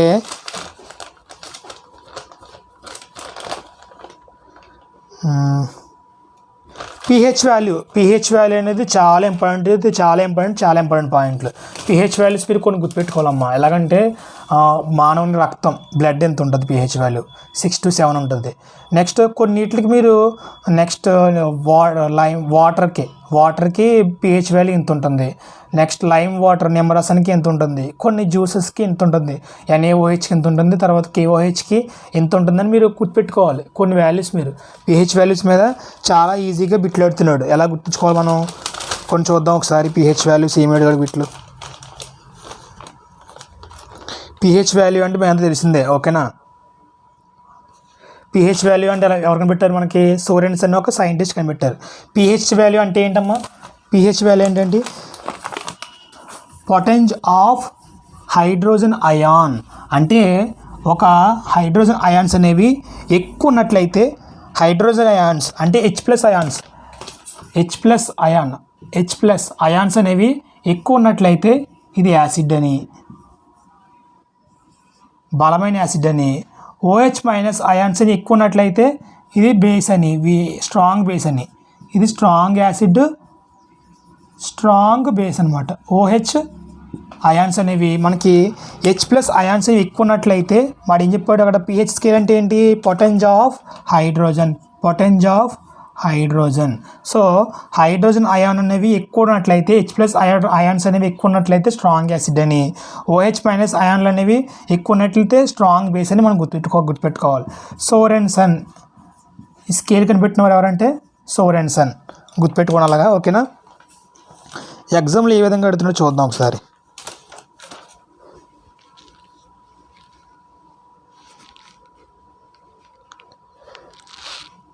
యాంటీ యాసిడ్, ఓకే. అలోహో కార్బన్ డైఆక్సైడ్. రక్తం యొక్క pH విలువ వేటి మధ్య ఉంటుంది చెప్పుకున్నాం కదా మనం. కొన్ని మీరు గుర్తుపెట్టుకోవాలి ఈ వాల్యూస్.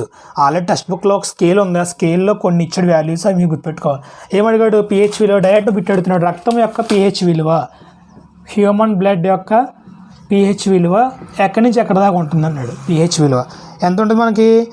7 to 8 ఉంటుంది. మీరు గుర్తుపెట్టుకోవాలి అంతే కూడా పాయింట్లు. 7 to 8. మీరు షార్ట్ కట్ పెట్టుకున్నాం, మనకి షార్ట్ కట్ పెట్టుకోండి. షార్ట్ కట్ ఎలాగా?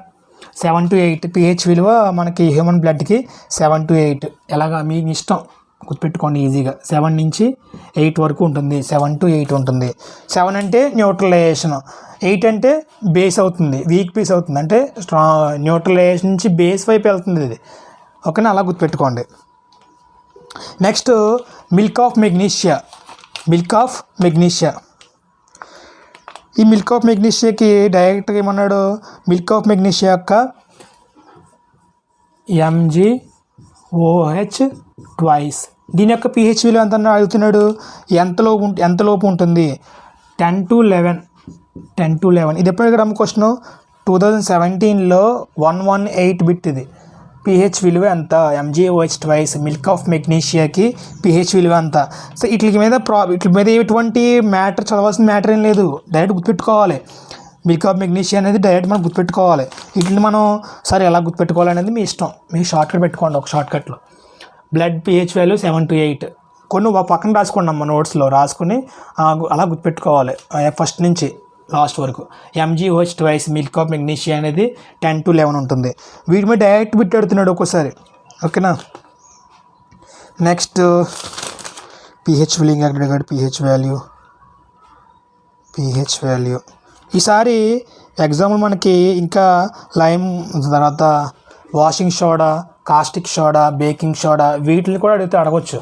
అవన్నీ కూడా బేసిల్ కాబట్టి వాటి యొక్క pH వాల్యూ ఎంత అంటాడు. కాస్టిక్ సోడా అంత, తర్వాత బేకింగ్ సోడా అంత. సో వాటిని కూడా మనం ఏం చేయొచ్చు, ఎగ్జాంపుల్ అడగవచ్చు pH వాల్యూ ఎంత అనేది. ఇంకేం అడుగుతున్నాడు వీటి మీద?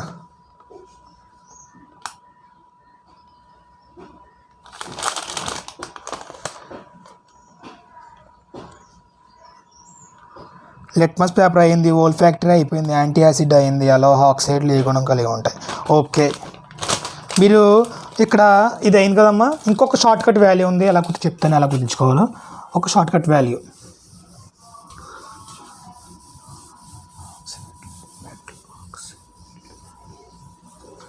మెటల్ ఆక్సైడ్స్ అంటాడు ఎగ్జామ్లో.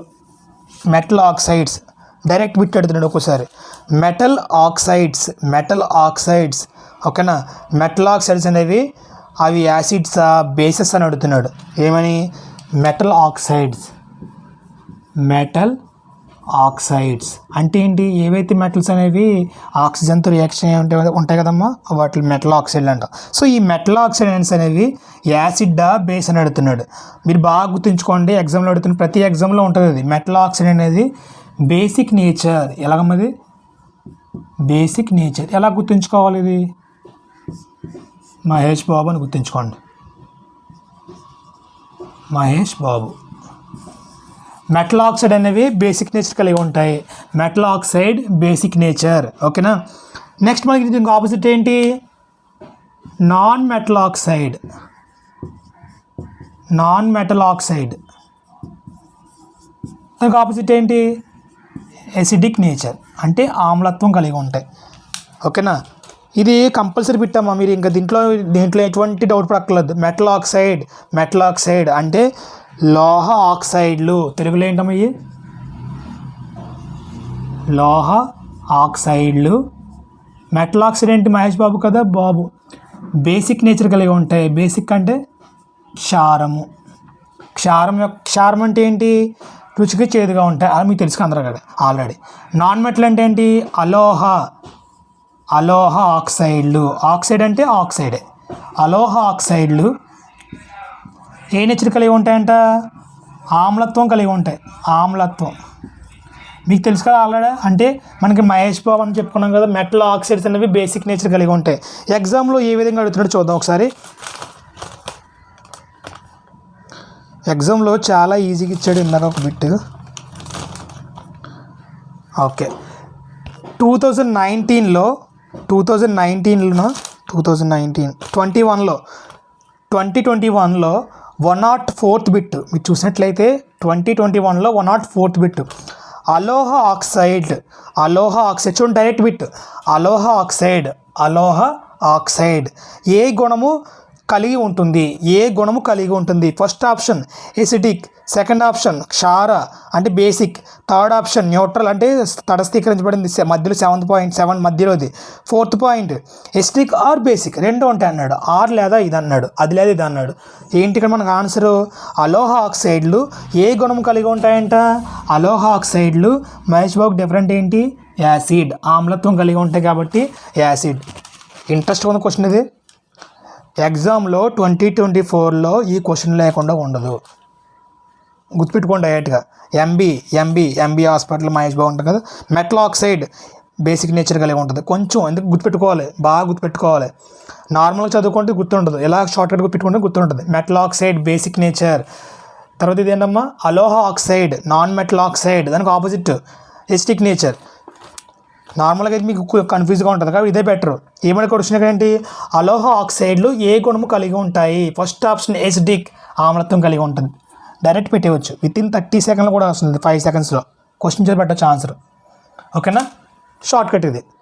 మీరందరూ కూడా మళ్ళీ వీడియో ఒకసారి మళ్ళీ వెనక్కి పెట్టుకుని చూసుకోండి, షార్ట్ కట్లు పక్కన రాసుకోండి. మీరు చేయాల్సింది ఒకటే, pH వాల్యూస్ కొన్నిట్లు పక్కన రాసుకోండి. ఇంపార్టెంట్ బట్టి పెట్టండి. బ్లడ్, తర్వాత లైము, తర్వాత NaHCO3, Na2CO2, తర్వాత కొన్ని HCl. వీటి యొక్క HClకి 1 ఉంటుంది. అలా మీరు గుర్తుపెట్టేసుకోవాలి కొన్ని వాల్యూస్. నెక్స్ట్ ఇంకోటి ఏమున్నది? ఓకే,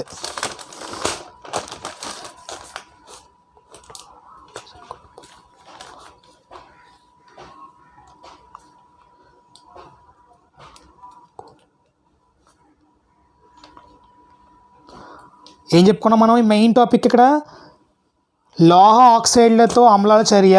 మనకి ఏంటి అక్కడ బాగా గుర్తుంచుకోవాలి అందరూ కూడా. మెటల్స్ అనేవి, మెటల్ ఆక్సైడ్స్ ఎలా కలిగి ఉంటాయమ్మా? మెటల్ ఆక్సైడ్ అనేది బేసిక్ నేచర్ కలిగి ఉంటాయి. ఉంటుంది. నెక్స్ట్ దానికి ఆపోజిట్ ఏంటి? అలోహ ఆక్సైడ్లు అయితే క్షార ఇలా ఉంటుంది, ఆమ్లత్వం కలిగి ఉంటాయి. ఓకేనా? ఆమ్ల స్వభావం కలిగి ఉంటాయి. గుర్తుంచుకోవాలి అందరూ కూడా.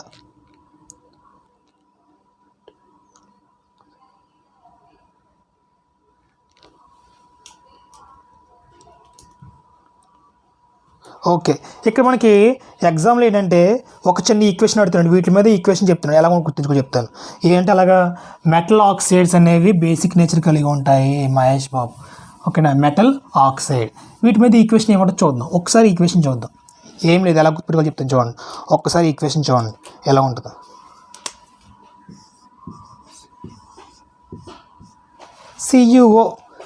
CuO plus acid, CuO plus acid gives leads to. ఎగ్జామ్లో అడుగుతాడు ఎలాగా?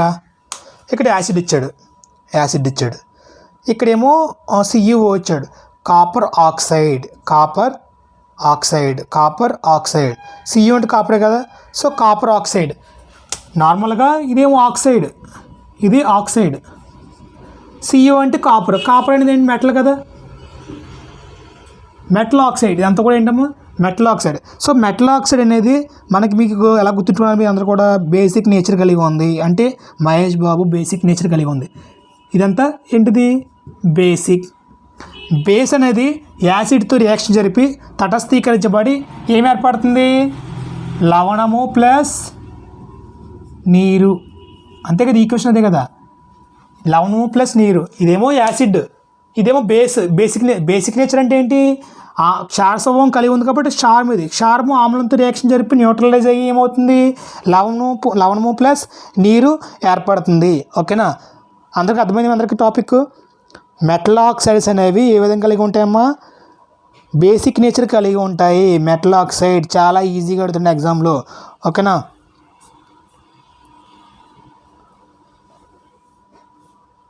మెటల్ ఆక్సైడ్ అనేది బేసిక్ నేచర్ కలిగి ఉంటాయి. ఇంకొక టాపిక్ ఏంటి ఇక్కడ,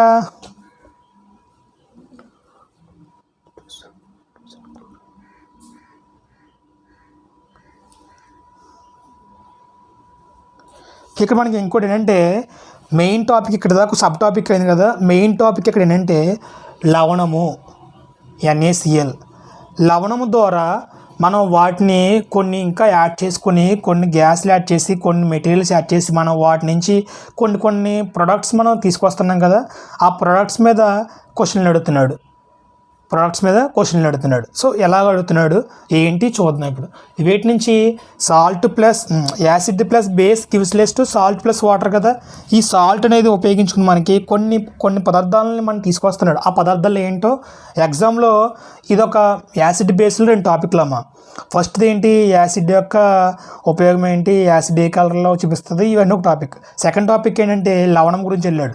లవణం అనేది ఎందుకు, లవణం నుంచి ఏ ప్రొడక్ట్స్ బయటకు వస్తున్నాయి, ఎక్కడెక్కడ వాడుతున్నాడు, ఎక్కడెక్కడ యూజ్ చేస్తున్నాడు, మనకి అగ్నిమాపక యంత్రాల్లో ఏమి యూజ్ చేస్తున్నాడు, నెక్స్ట్ బేకింగ్ పౌడర్ ఎక్కడ యూజ్ చేస్తున్నాడు, బేకరీలో ఏ పౌడర్ ఉపయోగిస్తున్నారు, అవన్నీ కూడా ఎక్కడ వచ్చినాయి, మనకి లవణం నుంచి వచ్చింది. లవణం నుంచి వచ్చిన ప్రోడక్ట్లు అన్నీ కూడా సాల్ట్ నుంచి వచ్చిన ప్రోడక్ట్లు అన్నింటిని కూడా ఏం చేస్తున్నాం, మనకి సాల్ట్ అంటే ఏంటి NaCl. ఓకేనా, వీటి నుంచి మనకి కొన్ని క్లోరిన్ గ్యాస్ ఇచ్చి తర్వాత కొన్ని రెడీ చేస్తున్నాడు, బ్లీచింగ్ పౌడర్ ఇస్తున్నాడు, baking soda, baking powder, next washing soda.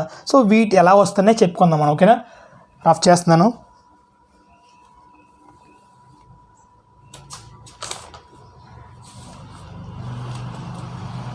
So ఎగ్జామ్లో ఎలా కడుతున్నాడంటే డైరెక్ట్గా ఏం చేస్తున్నాడు, ఫస్ట్ క్షార బలాలు అనిపి స్కేల్, ఆమ్లాలు మరియు క్షారాలు అనేవి న్యూట్రలైజ్ అయ్యి ఏం చేస్తాయి, మనకి లవణాన్ని ఇస్తున్నాయి కదమ్మా. ఈ లవణం ఇచ్చినప్పుడు మనకి ఈ యొక్క లవణము సాల్ట్ ఫ్యామిలీ ఏమంటాం మనం, సాల్ట్ ఫ్యామిలీ. ఆమ్లము ప్లస్ యాసిడ్ న్యూట్రలైజ్ అయ్యి రెండు కూడా ఏం ఏర్పడుతున్నాయి, రియాక్షన్ జరిపి సాల్ట్ మనకి ప్రొడ్యూస్ చేస్తున్నాయి. సాల్ట్ అంటే మనకి లవణము. సో ఈ లవణంలో మనకి 2 ఫ్యామిలీస్ ఉన్నాయి. ఏం ఫ్యామిలీస్ అయ్యి, 2 ఫ్యామిలీలు ఏంటి, సోడియం ఫ్యామిలీ. ఫస్ట్ ఏంటి, sodium family Na, sodium family. ఇంకోటి ఏంటి, chlorine family. Sodium family. Next ఇంకోటి ఏంటమ్మా, chlorine or chloride family. Next మనకి ఏంటంటే ఫస్ట్ టాపిక్ బ్లీచింగ్ పౌడర్. ఏంటమ్మా ఫస్ట్ టాపిక్ ఏంటి, బ్లీచింగ్ పౌడర్. సో ఈ బ్లీచింగ్ పౌడర్ ఏ విధంగా వస్తుంది మనం చెప్పుకుందాం. ఓకేనా, ఎప్పుడైతే మనకి ఇక్కడ వాడు ఏం చెప్తున్నాడంటే NaCl మనకు వచ్చింది బయటికి. ఎలా వచ్చింది, ఆమ్లము ప్లస్ క్షారము రెండు మిక్స్ అయ్యి, ఆమ్లము క్షారము మిక్స్ అయ్యి ఏమొస్తుంది మనకి బయటికి, NaCl ఉప్పు వచ్చింది కదమ్మా. NaCl ఉప్పు అనేది క్రియేట్ అయింది, సోడియం క్లోరైడ్ NaCl. ఈక్వేషన్ చూద్దాం ఒకసారి. NaCl ప్లస్ NaCl ఎలా మనకి మీకు ఆల్ తెలిసి ఎలా క్రియేట్ అయిందో, NaCl ఎలా క్రియేట్ అయింది, యాసిడ్ బేస్ యాడ్ చేసుకుంటే మనకి NaCl క్రియేట్ అయింది. సో ఈ NaClకి ఏం చేస్తున్నాడు, యాడ్ చేస్తున్నాడు NaCl. ఈ యొక్క నీటిలో NaClలో విద్యుత్ మనం ప్రసారం చేయడం ద్వారా విద్యుత్ విశ్లేషణగా వాడినప్పుడు విద్యుత్ విశ్లేష్యం అంటే వాటి ద్వారా మనకి అయాన్స్ అనేవి ట్రాన్స్ఫర్ అయినప్పుడు విద్యుత్ విశ్లేష్యం. ఈ NaCl ద్వారా ఉప్పు నీటి ద్వారా మనకి విద్యుత్ విశ్లేషణ జరిగినప్పుడు ఏమి ఏర్పడుతున్నాయి మనకి CaOCl2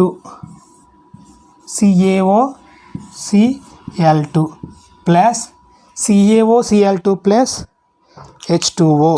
ఏమో H2O, CaOCl2 ప్లస్ H2O. ఈ CaOCl2 అనేది Ca అంటే ఏంటి? కాల్షియం. O అంటే ఆక్సిజన్, Cl అంటే క్లోరిన్. కాల్షియము ఒక పరమాణువు, ఆక్సిజన్ ఒక పరమాణువు, క్లోరిన్ ఎన్ని పరమాణువులు? 2 పరమాణువులు. సో ఈ యొక్క కాల్షియం హైడ్రాక్సైడ్ దీన్ని ఏమంటాం మనం? NaCl మనం విద్యుత్ విశ్లేషణ జరిగినప్పుడు ఏమవుతుందంటే ఇక్కడ మనకి క్లోరిన్ ఒక వాయువు రిలీజ్ అవుతుందమ్మా. ఓకేనా, మనకు బాగా గుర్తుంచుకోవాలి. ఇక్కడ ఏమవుతుందంటే NaCl2.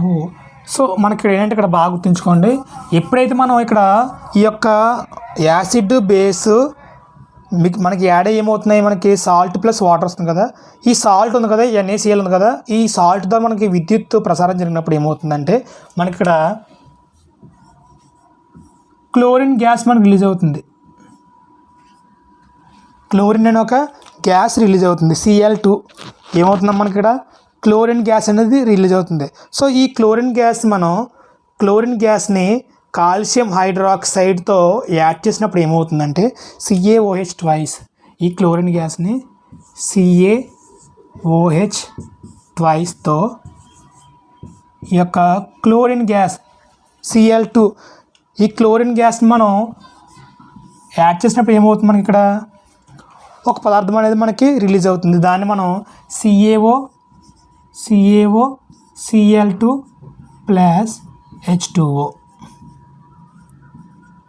CaOCl2 మనకి రిలీజ్ అవుతుంది. మళ్ళీ గుర్తుపెట్టుకొని చెప్తాను ఒకసారి. యాసిడ్ బేస్ మనం యాడ్ చేసుకుంటే ఏమవుతుంది, న్యూట్రలైజ్ అయ్యి లవణం ఏర్పడుతుంది, NaCl ఏర్పడింది. సో ఇక్కడికి పక్క పెట్టండి. ఈ NaCl ద్వారా మనం కొన్ని ప్రొడక్ట్స్ అన్ని మనం తయారు చేసుకుంటున్నాము. అవి ఏ విధంగా? ఫస్ట్ ఈ NaCl ద్వారా మనం విద్యుత్ విశ్లేషణగా వాడినప్పుడు దాని ద్వారా మనకి ఎలక్ట్రిసిటీ పాస్ చేసినప్పుడు ఏమవుతుందంటే, అయాన్స్ పాస్ అవ్వడం ద్వారా ఏమవుతుందంటే క్లోరిన్ వాయువు రిలీజ్ అవుతుంది. ఈ క్లోరిన్ వాయువు ఉపయోగించుకుని మనం ఏం చేస్తున్నాం, మనం CaOH ట్వైస్తో యాడ్ చేస్తాం ఆ క్లోరిన్ వాయుస్ని. ఎలాగా? CaOH ట్వైస్, దీన్నే కాల్షియం హైడ్రాక్సైడ్ అన్నాం. CaOH ట్వైస్ దేంటమిది? Calcium hydroxide. ఈ క్లోరిన్ గ్యాస్ని మనం కాల్షియం హైడ్రాక్సైడ్ ద్వారా పంపించినప్పుడు ఏమవుతుందంటే, ఈ క్లోరిన్ వాయువుని కాల్షియం హైడ్రాక్సైడ్ ద్వారా పంపించినప్పుడు ఏమవుతుందంటే మనకి బ్లీచింగ్ పౌడర్ అనేది ఏర్పడుతుంది. దాంతోపాటు ఏం ఏర్పడుతుంది? వాటర్ అనేది ఏర్పడుతుంది. సో ఇక్కడ మనకి బ్లీచింగ్ పౌడర్ యొక్క కెమికల్ నేమ్ వచ్చి CaOCl2. ఇక్కడ ఏంటి, మనకి ఇక్కడ కాల్షియం హైడ్రాక్సైడ్ దీన్ని ఏమంటాం? స్లాక్డ్ లైమ్ అంటాం. సో ఇక్కడ మనకి ఇక్కడ మీరు బాగా గుర్తుంచుకోవాలి, NaClకి విద్యుత్ విశ్లేషణ జరిగినప్పుడు, పవర్ సప్లై ఇచ్చినప్పుడు మనకి దాని ద్వారా అయాన్స్ పాస్ అయినప్పుడు అది క్లోరిన్ వాయువుని రిలీజ్ చేస్తుంది. NaCl క్లోరిన్, ఇందులో క్లోరిన్ ఉంది కదమ్మా, Cl ఉంది కదా క్లోరిన్. సో క్లోరిన్ వాయువు రిలీజ్ అవుతుంది. సో ఇక్కడ ఈ క్లోరిన్ ఏమవుతుంది, మనకి ఇక్కడ క్లోరిన్ రిలీజ్ చేసినప్పుడు ఆ క్లోరిన్ మనం CaOH ట్వైస్ అంటే కాల్షియం హైడ్రాక్సైడ్ ద్వారా పంపించినప్పుడు ఏమవుతుందంటే అది CaOCl2 అనే ఒక మెటీరియల్ ఏర్పడుతుంది. దాన్ని మనం బ్లీచింగ్ పౌడర్ అన్నాం. ఓకేనా, బ్లీచింగ్ పౌడర్ అదేంటి, దాన్ని ఏమంటాం మనం? CaOCl2 bleaching powder. ఓకేనా, సో బ్లీచింగ్ పౌడర్ వల్ల ఎక్కడెక్కడ యూజ్ అవుతున్నాయి మీరు ఒకటేనమ్మా ఓ పక్కన రాసుకోండి. బ్లీచింగ్ పౌడర్కి శాస్త్రీయ నేమం CaOCl2 గుర్తుపెట్టేసుకోవాలి మైండ్లో. Bleaching powder, first bleaching powder ఇది ఎక్కడి నుంచి వచ్చింది, మనకి సాల్ట్ నుంచి వస్తుంది. యాసిడ్ బేస్ రియాక్షన్ జరిపి సాల్ట్ వచ్చింది. ఆ సాల్ట్ ద్వారా కొన్ని మనం మెటీరియల్స్ క్రియేట్ చేసుకుంటున్నాం. అందరు బ్లీచింగ్ పౌడర్ CaOCl2 కాల్షియం హైడ్రాక్సైడ్కి క్లోరిన్ వాయువు కలపడం ద్వారా CaOCl2 ఏర్పడింది. ఓకేనా, బ్లీచింగ్ పౌడర్ గుర్తుంటుంది మీ అందరికీ. ఇక్కడ పక్కన రాసుకుందాం. బ్లీచింగ్ పౌడర్ యొక్క ఈక్వేషన్ ఏంటి? CaOCl2 రాసుకోవాలి, బట్టి పెట్టాలి, ఇంక మీరు మర్చిపోకూడదు లైఫ్ లాంగ్. ఇప్పుడు చూడండి, H2O వాటర్ అంటాం కదా మనం. ఎలా గుర్తుపెట్టుకున్నాం H2O వాటర్ అంటే?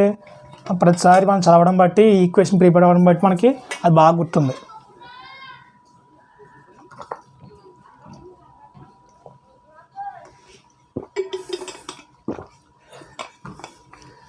CaOCl2 bleaching powder. సో ఈ బ్లీచింగ్ పౌడర్ ఎక్కడెక్కడ యూజ్ చేస్తున్నారు?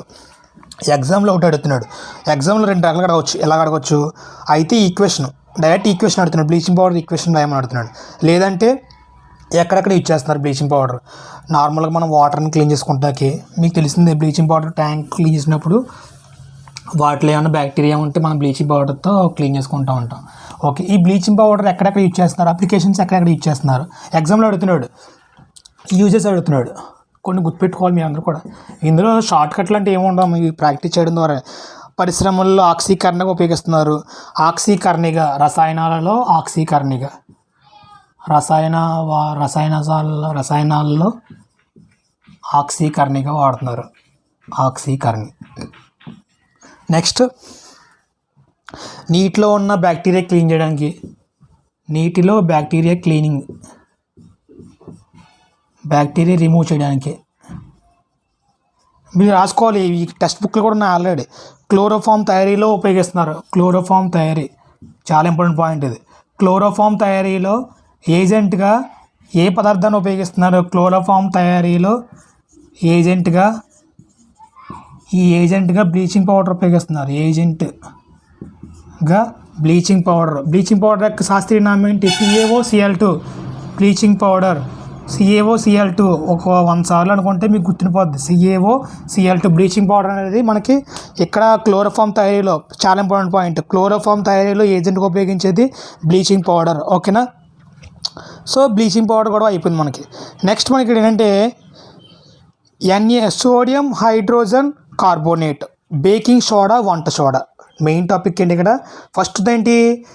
ఆమ్లము క్షారము కలిసి లవణం ఏర్పడుతుంది. ఇక్కడికి 2 అయిపోయినాయి. ఈ లవణం ద్వారా మనం కొన్ని పదార్థాలను మిక్స్ చేసుకుని మనకి దేని రప్పిస్తున్నాం మనం? ఫస్ట్ది బ్లీచింగ్ పౌడర్ రప్పించాం. నెక్స్ట్ది ఈ సాల్ట్ నుంచే. నెక్స్ట్ ఏంటి? బేకింగ్ సోడా, అంటే బేకరీలో ఉపయోగించే సోడా. ఓకేనా? Baking soda bicarbonate, sodium bicarbonate. ఓకేనా? బేకింగ్ సోడా మనం ఇంకోలా ఏపిస్తాం, మనం సోడియం బైకార్బోనేట్ అంటాం. బేకింగ్ సోడా అంటే మీరు బాగా గుర్తుపెట్టుకోండి. సార్ బేకింగ్ సోడా వంట సోడా ఒకటే సార్ అంటే, బేకింగ్ అన్న వంట సోడా అన్న 2 ఒకటే. మీరు ఎలా గుర్తుపెట్టుకుంటారు?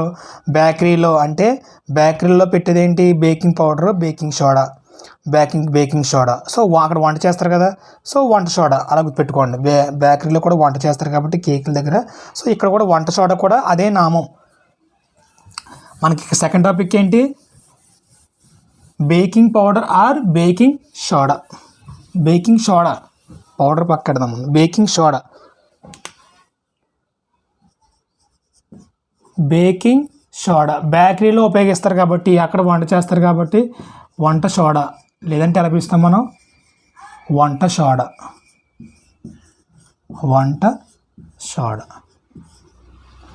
దీనికి ఇంకో పేరు ఉంది, sodium bicarbonate. Sodium bicarbonate formula ఏంటి? సోడియం అంటే Na/H, carbonate CO3. Sodium NaHCO3. మీరు డైరెక్ట్ గుర్తుపెట్టేసుకోవచ్చు. ఇది ఎలాగా ఫార్ములా వేస్తాం చూడండి. మనకి యాసిడ్ బేస్ కలిపి ఏం రిలీజ్ అవుతుంది? లవణం రిలీజ్ అవుతుంది, NaCl రిలీజ్ అవుతుంది. ఈ NaClకి మనం ఏం చేస్తున్నామంటే డైరెక్ట్ పెట్టాడు ఒకసారి. NaClకి H2O వాటరు యాడ్ చేస్తున్నాం, plus CO2 carbon dioxide add చేస్తున్నాం. Water, carbon dioxide plus ammonia NH3. ఇన్ని యాడ్ చేస్తుంటే మనకి ఏం రిలీజ్ అవుతుంది అక్కడ? సోడియం NaHCO3తో పాటు ఏం రిలీజ్ అవుతుంది ఇక్కడ? NH4Cl ప్లస్ ఫార్ములా ఏంటి?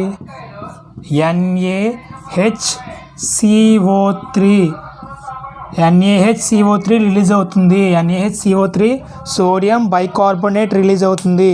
ఓకేనామ్మా? అందరికి అర్థమైందా? సోడియం బైకార్బోనేట్ NaHCO3 ఇది ఎలా ఏర్పడుతుందంటే, మనకు వచ్చిన లవణం నుంచి లవణానికి హైడ్రోజన్ H2O వాటర్ యాడ్ చేస్తున్నాం, కార్బన్ డైఆక్సైడ్ యాడ్ చేస్తున్నాం, అమ్మోనియా NH3 యాడ్ చేస్తున్నాం. ఇవన్నీ 3 యాడ్ చేయడం ద్వారా ఏమవుతుంది?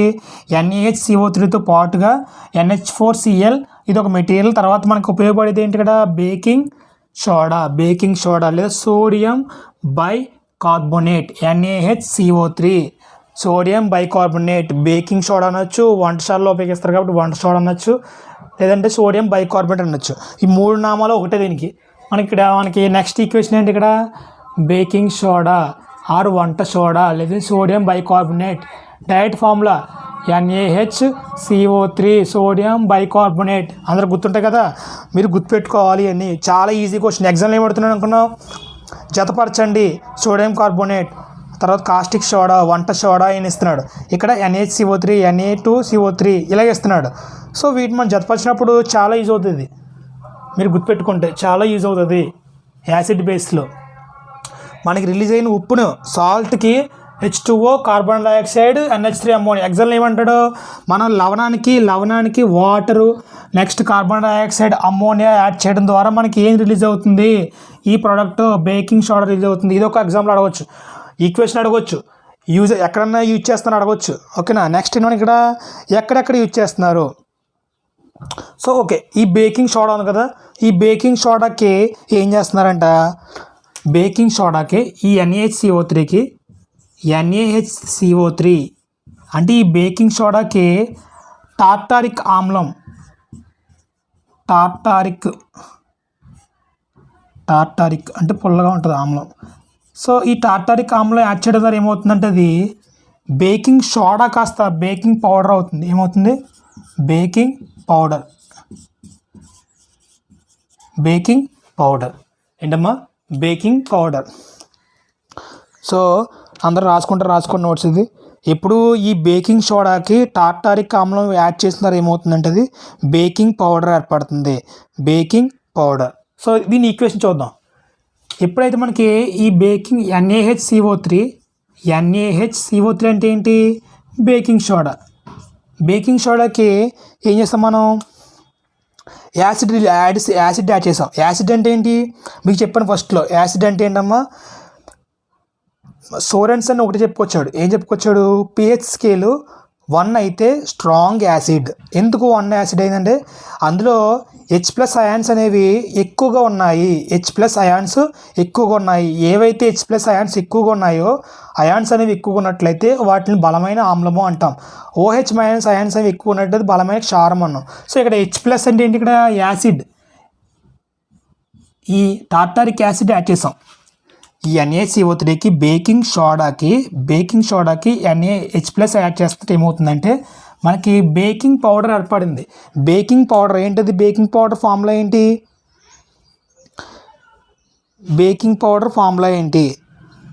సో బేకింగ్ పౌడర్ అనేది ఏర్పడింది. ఓకేనా. ఈ ఏర్పడడం ద్వారా ఏమవుతుందంటే ఇక్కడ మనకి కార్బన్ డైఆక్సైడ్ గ్యాస్ రిలీజ్ అవుతుంది బయటికి. ఏంటమ్మా, కార్బన్ డైఆక్సైడ్ గ్యాస్ అనేది మనకి రిలీజ్ అవుతుంది. నెక్స్ట్ H2O వాటర్ అనేది మనకి రిలీజ్ అవుతుంది. సో మనకి ఇక్కడ ఏంటంటే ఒకవేళ బేకింగ్ సోడాకి టార్టారిక్ ఆమ్లం కలపడం ద్వారా ఏమవుతుంది, బేకింగ్ పౌడర్ అవుతుంది. సో ఈ బేకింగ్ పౌడర్కి మనం ఎప్పుడైతే మనకి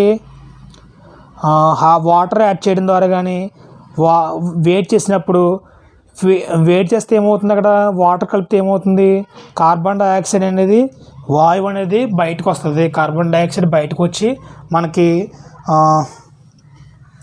బన్ను చూడండి, బన్ను మనం ఒక పిండిలోని ఈ యొక్క బేకింగ్ సోడా కలిపినట్లయితే అక్కడ బయటికి మనకి రంధ్రాల ద్వారా ఏమవుతుందంటే కార్బన్ డైఆక్సైడ్ గ్యాస్ అనేది బయటకు వస్తుంది. వాటర్ యాడ్ చేసినప్పుడు ఈ బేకింగ్ సోడాకి వాటర్ యాడ్ చేసినప్పుడు కార్బన్ డైఆక్సైడ్ అనేది బయటకు వచ్చేస్తుంది రంధ్రాల ద్వారా. అందుకని అది ఏమవుతుంది, స్పాంజీ లాగా. మన కేక్ చూడండి, కేక్లో కూడా ఏం వాడతారు, బేకింగ్ పౌడర్ కదా వాడతారు. బేకింగ్ పౌడర్ ఇవ్వడం ఏమవుతుందంటే ఆ కేక్ బయటికి కార్బన్ డైఆక్సైడ్ చిన్న కణాల ద్వారా బయటకు వచ్చేస్తుంది.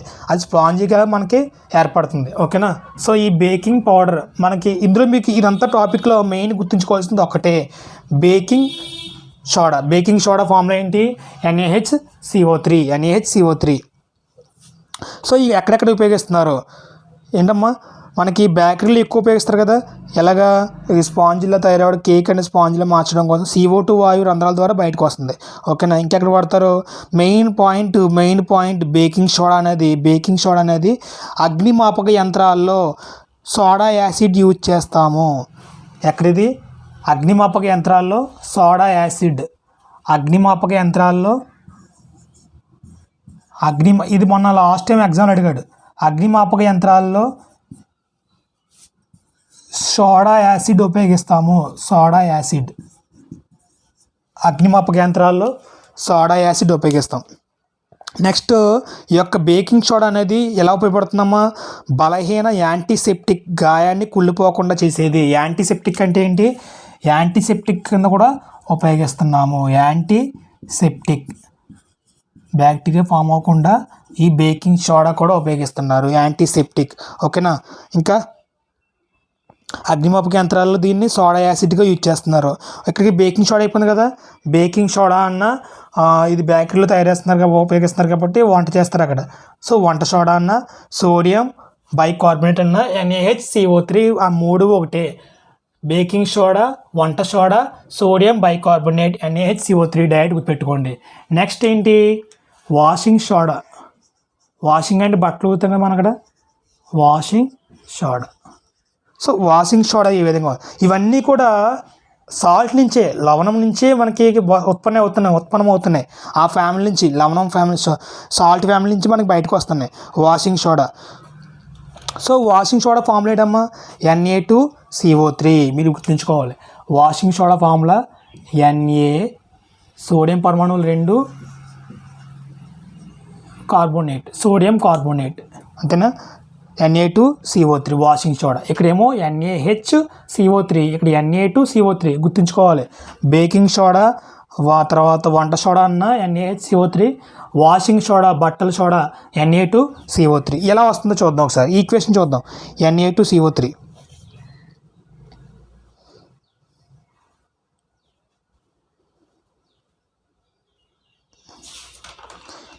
Na2CO3.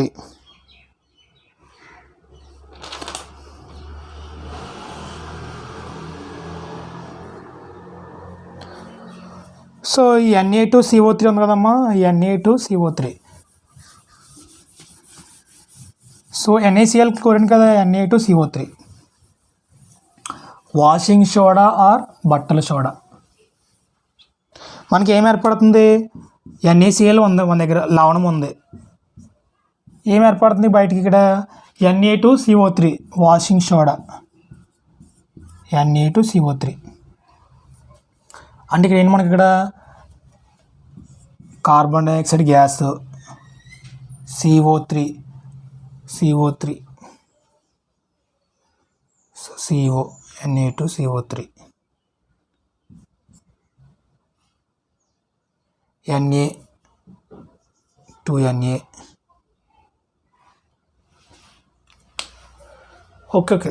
ఈ NaCl అనేది మనకి కార్బన్ డైఆక్సైడ్ ద్వారా వెళ్ళినప్పుడు ఈ NaCl మనకి రిలీజ్ అయిన ఈ యొక్క లవణము, ఈ లవణాన్ని మనం ఏం చేస్తారంటే NaClని వేడి చేస్తే సోడియం కార్బోనేట్ ఏర్పడుతుంది.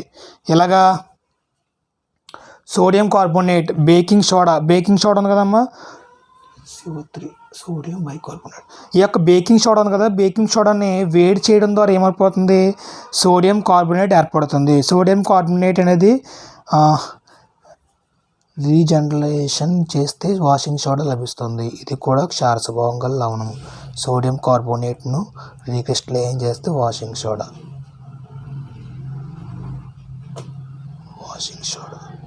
ఈ బేకింగ్ సోడాని మనం ఇక్కడ చూడండి. బేకింగ్ సోడా అంటే ఈ బేకింగ్ సోడాకి మనం వేడి చేయడం ద్వారా ఏమేర్పడుతుంది? మనకి వాషింగ్ సోడా అనేది క్రియేట్ అవుతుంది హీట్ ఇవ్వడం ద్వారా. సో ఎలాగా? NaHCO3 హీట్ సమక్షంలో అది ఎలా మారుతుంది? Na2CO3. అంటే ఏంటి మనకి ఇక్కడ? Na2CO3 అంటే మనకి ఇక్కడ ఒక సోడియం పరమాణువు ఇంకోటి యాడ్ అయ్యి హైడ్రోజన్ అనేది మనకి బయటికి వెళ్ళిపోవడం ద్వారా ఏమవుతుంది? మనకి ఇక్కడ వాషింగ్ సోడా అనేది క్రియేట్ అవుతుంది. ఫామ్లో ఏంటి? మనకి డైరెక్ట్ మీకు గుర్తుపెట్టుకున్నాం, డైరెక్ట్ ఆన్సర్లు ఇవి. ఎలాగా? Na2CO3 washing soda, Na2CO3 washing soda. ఓకేనా? ఇక్కడ మనకి ఇంకొక పాయింట్ ఉంది, స్ఫటికీకరణం. ఒక్కొక్క చాప్టర్ ఏంటంటే ఇక్కడ స్ఫటికీకరణం అంటే ఏంటి? మన ఇక్కడ కొన్ని ఘన రూపంలో ఉంటాయి. ఆ ఘన రూపంలో ఉన్నప్పుడు ఏమవుతుందంటే ఆ వాటిలో కొంత లిక్విడ్ అనేది ఉంటుంది, అందులో. అవి పైకి ఎలా కనబడతాయి మనకి, అవి ఘన రూపంలో కనబడతాయి, సాలిడ్గా ఉండి వాటి లోపల కొంచెం లిక్విడ్ ఉంటుంది. ఓకేనా, లిక్విడ్ ఉండి అవి ఏం చేస్తాయంటే మనకి సాలిడ్ రూపంలో కనబడుతూ ఉంటాయి. వాటిని వేడి చేస్తే ఏమవుతుంది, లిక్విడ్ బయటకు వస్తుంది. ఓకేనా, వాటిని వేడి చేస్తే లిక్విడ్ బయటకు వచ్చి వాటి యొక్క రంగు మారుతుంది. నెక్స్ట్ వాటికి వాటర్ అనేది యాడ్ చేస్తే మళ్ళీ వాటి యొక్క రంగు అనేది మారుస్తుంది. ఓకేనా, ఇక్కడ స్ఫటికీకరణం అంటే ఏంటో చూద్దాం. స్ఫటికీకరణ నీటిని తొలగించడం. స్ఫటికీకరణ అంటే ఏంటమ్మా, ఇక్కడ నీటిని తొలగించడం. ఎగ్జామ్లో అడుగుతున్నాడు స్ఫటికీకరణ అంటే ఏంటి, నీటిని తొలగించడం. స్ఫటికీకరణ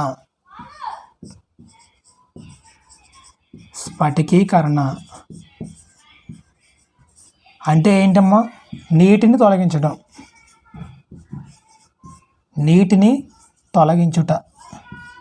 ఎలాగా, ఒక ఎగ్జాంపుల్ మనకి ఇక్కడ ఏం తీసుకున్నాడు, అక్కడ కాపర్ సల్ఫేట్ తీసుకున్నాడు అమ్మ. కాపర్ సల్ఫేట్ని హీట్ చేస్తే ఏమవుతుంది, కాపర్ సల్ఫేట్ ఉంది.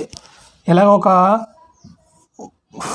ఒక పరీక్షణాలకులో కాపర్ సల్ఫేట్ అనే ఒక పీస్ తీసుకున్నాడు, ఇలాగా ఈ మొక్కలు తీసుకున్నాడు. హీట్ చేసినప్పుడు ఏమవుతుందంటే ఈ యొక్క పరీక్షణాల చుట్టూ కూడా నీటి అణువులు ఏర్పడుతున్నాయి. వీటి నుంచి బయటకు వచ్చి నీటి అణువులు అనేవి ఈ పరీక్షణాల చుట్టూ కూడా ఏర్పడుతున్నాయి. అంటే ఏంటి, ఇందులో వాటి యొక్క కాపర్ సల్ఫేట్లో ఏమున్నాయి, వాటర్ అనేది దాగుందనమాట. వాటర్ అనేది లోపల దాగుంది. ఓకేనా, దాన్ని మనం బయట తీసామో అది ఏమవుతుంది, వీటి యొక్క కలర్ అనేది చేంజ్ అవుతుంది. మళ్ళీ వాటర్ యాడ్ చేస్తే ఏమవుతుంది, దాని యొక్క కలర్ అనేది దాని యొక్క ఒరిజినల్ స్టేట్లోకి వచ్చేస్తుంది. ఇక్కడ కాపర్ సల్ఫేట్ని హీట్ చేయడం ద్వారా ఏమవుతుందంటే CuSO4 కాపర్ సల్ఫేట్, ఈ కాపర్ సల్ఫేట్కి హీట్ ఇవ్వడం ద్వారా ఏమవుతుందంటే అది తెల్లగా మారుతుంది. కాపర్ సల్ఫేట్ అనేది తెల్లగా దాని రంగు మారుతుంది. వాటర్ దాని లోపల ఉన్న వాటర్ ఏం ఏర్పడుతుంది, అంతా కూడా దాని చుట్టూ కూడా ఆ పరీక్షణాల చుట్టూ కూడా ఏర్పడుతుంది.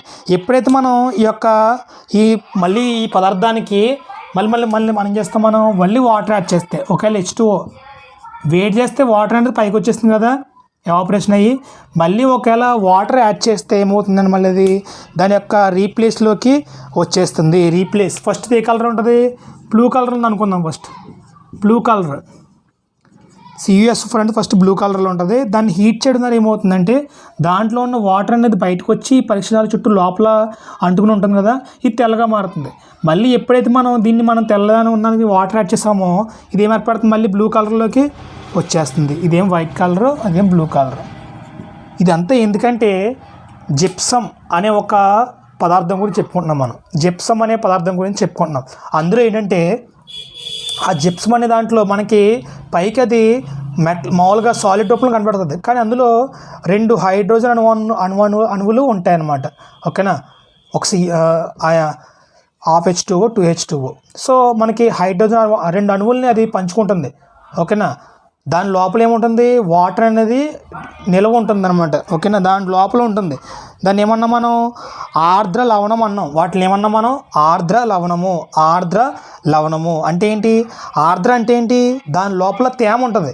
ఆ లవణం లోపల తేమ ఉంటుంది, కానీ అది ఎలా ఉంటుంది, పైకి ఎలా కనిపిస్తుంది, స్ఫటికీకరణం మనకి సాలిడ్గా కనిపిస్తుంది, కానీ దాని లోపల ఏముంటుంది, తేమ ఉంటుంది అనమాట. ఎగ్జాంపుల్ చూద్దాం ఒకసారి. మీకు ఎగ్జాంపుల్ చూస్తే మీకు బాగా అర్థమవుతుంది. CuSO4 చూసినట్లయితే మనకి ఎగ్జాంపుల్కి ఏంటంటే ఇక్కడ ఈ CuSO4 అనేది కాపర్ సల్ఫేట్ అనేది 5 హైడ్రోజన్ అణువుల్ని కలిగి ఉంటుంది. CuSO4 కాపర్ సల్ఫేట్ అనేది 5H2O 5 నీటి అణువుల్ని కలిగి ఉంటుంది, 5H2O. ఓకేనా, అదేవిధంగా మనకి ఇక్కడ వాషింగ్ సోడా అంటే మనకేంటిది, వాషింగ్ సోడా అంటే బట్టల సోడా అంటాం కదా మనం. వాషింగ్ సోడా అనేది ఎన్ని నీటి అణువులను కలిగి ఉంటుందంట, వాషింగ్ సోడా అనేది Na2CO3 అనేది, ఈ Na2CO3 అనేది వాషింగ్ సోడా అనేది 10H2O 10 నీటి అణువులను కలిగి ఉంటుంది. కాపర్ సల్ఫేట్ అయితే 5 నీటి అణువులను కలిగి ఉంటుంది. దాని లోపల ఉంటుంది. వీటిని ఏమన్నా మనం ఆర్ద్ర లవణాలు అన్నాం. ఆర్ద్ర అంటే దాని లోపల తేమ ఉంటుంది. తేమ ఎందుకు ఉంటుంది, వాటర్ ఉంటుంది కాబట్టి. సో మనకి ఈ కాపర్ సల్ఫేట్లో 5 నీటి అణువులు ఉంటాయి. అదేవిధంగా వాషింగ్ సోడాలో 10 నీటి అణువులు ఉంటాయి. ఓకేనా, నెక్స్ట్ ఇక్కడ ఎందుకు వస్తుంది మనకి ఇక్కడ జిప్సమ్ అనే ఒక పదార్థం గురించి చెప్పుకుంటున్నాం మనం. అక్కడ జిప్సమ్ని మనం బాగా వేడి చేస్తే ఏమవుతుందంటే అందులో మీకు బాగా గుర్తుంచుకోండి, ఇక్కడ చాలా important point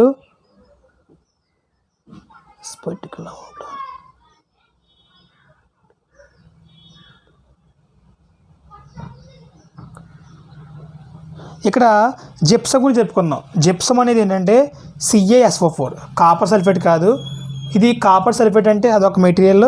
calcium sulphate CaSO4. So ఇక్కడ మనం జిప్సమ్ గురించి చెప్పుకుందాం. జిప్సమ్ అదొక మెటీరియల్. ఓకే, దాని లోపల ఈ యొక్క జిప్సమ్ గురించి బాగా చాలా ఇంపార్టెంట్ పాయింట్ అది జిప్సమ్. సో ఈ మెటీరియల్ యొక్క ఈక్వేషన్ చూద్దాం. ఈక్వేషన్ ఎలా ఉంది? కెమికల్ ఈక్వేషను, కెమికల్ నేము CaSO4 2H2O.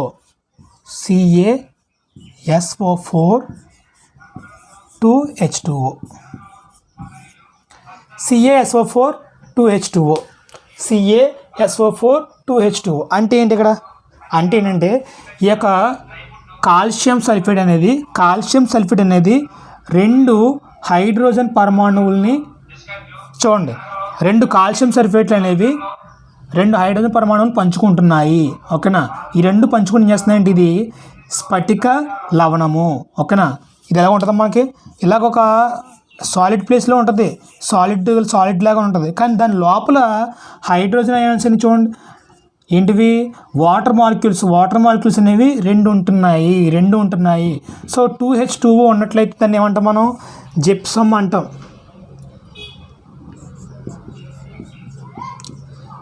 Two H two ఓ. అదేవిధంగా దీని నుంచి మనం మరి ఇందులో వాటర్ ఉంది కదా, ఈ వాటర్ని మనం కొంచెం వేడి చేస్తే ఎక్కడ కొంచెం అంటే 373 కెల్విన్ అలాగా ఆ హీట్కి ఆ టెంపరేచర్కి మనం స్లోగా మనం వేడి చేసినట్లయితే దీంట్లో ఉన్న వాటర్ అనేది ఏమవుతుంది? ఎవాపరేట్ అవుతుంది. ఎవాపరేట్ అయ్యి ఇంకోటి మనకి ఇక్కడ ఎవాపరేట్ అయ్యి వాటర్ని దాన్ని హీట్ చేయడం ద్వారా ఏమవుతుందంటే అది అందులో ఉన్న వాటర్ అనేది హీట్ అయ్యి ఈ CaSO4 ఇందులో ఉన్న 2 అణువులు వాటర్ అణువులు అనేవి ఆఫ్లోకి వచ్చినట్లయితే వాటర్ మాలిక్యూల్స్ అనేవి ఆఫ్లోకి వచ్చినట్లయితే దీన్ని ఏమంటాం మనం? ప్లాస్టర్ ఆఫ్ ప్యారిస్ అంటాం. చాలా important point. CaSO4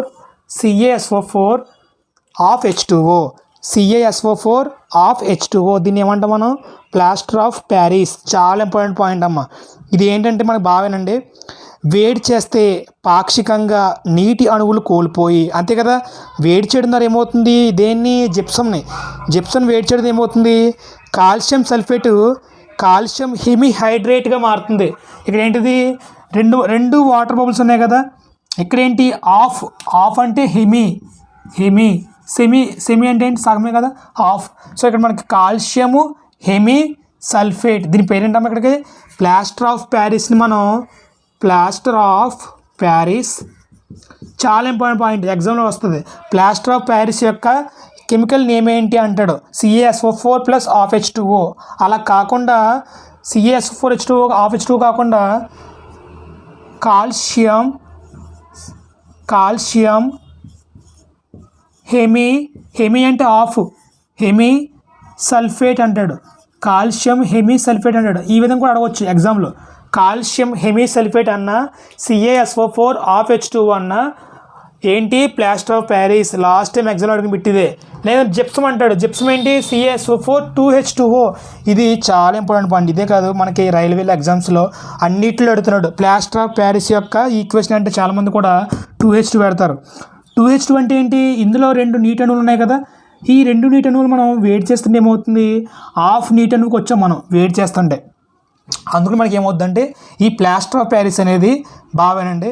plaster of Paris మనకి ఫస్ట్ ఆఫ్ H2O ఉంది కదా, ఇది కొంచెం మెత్తగానే ఉంటుంది. మెత్తగా ఉన్నప్పుడు ఏం చేస్తుంది? మనకి తడి పదార్థంగా ఉంటుంది.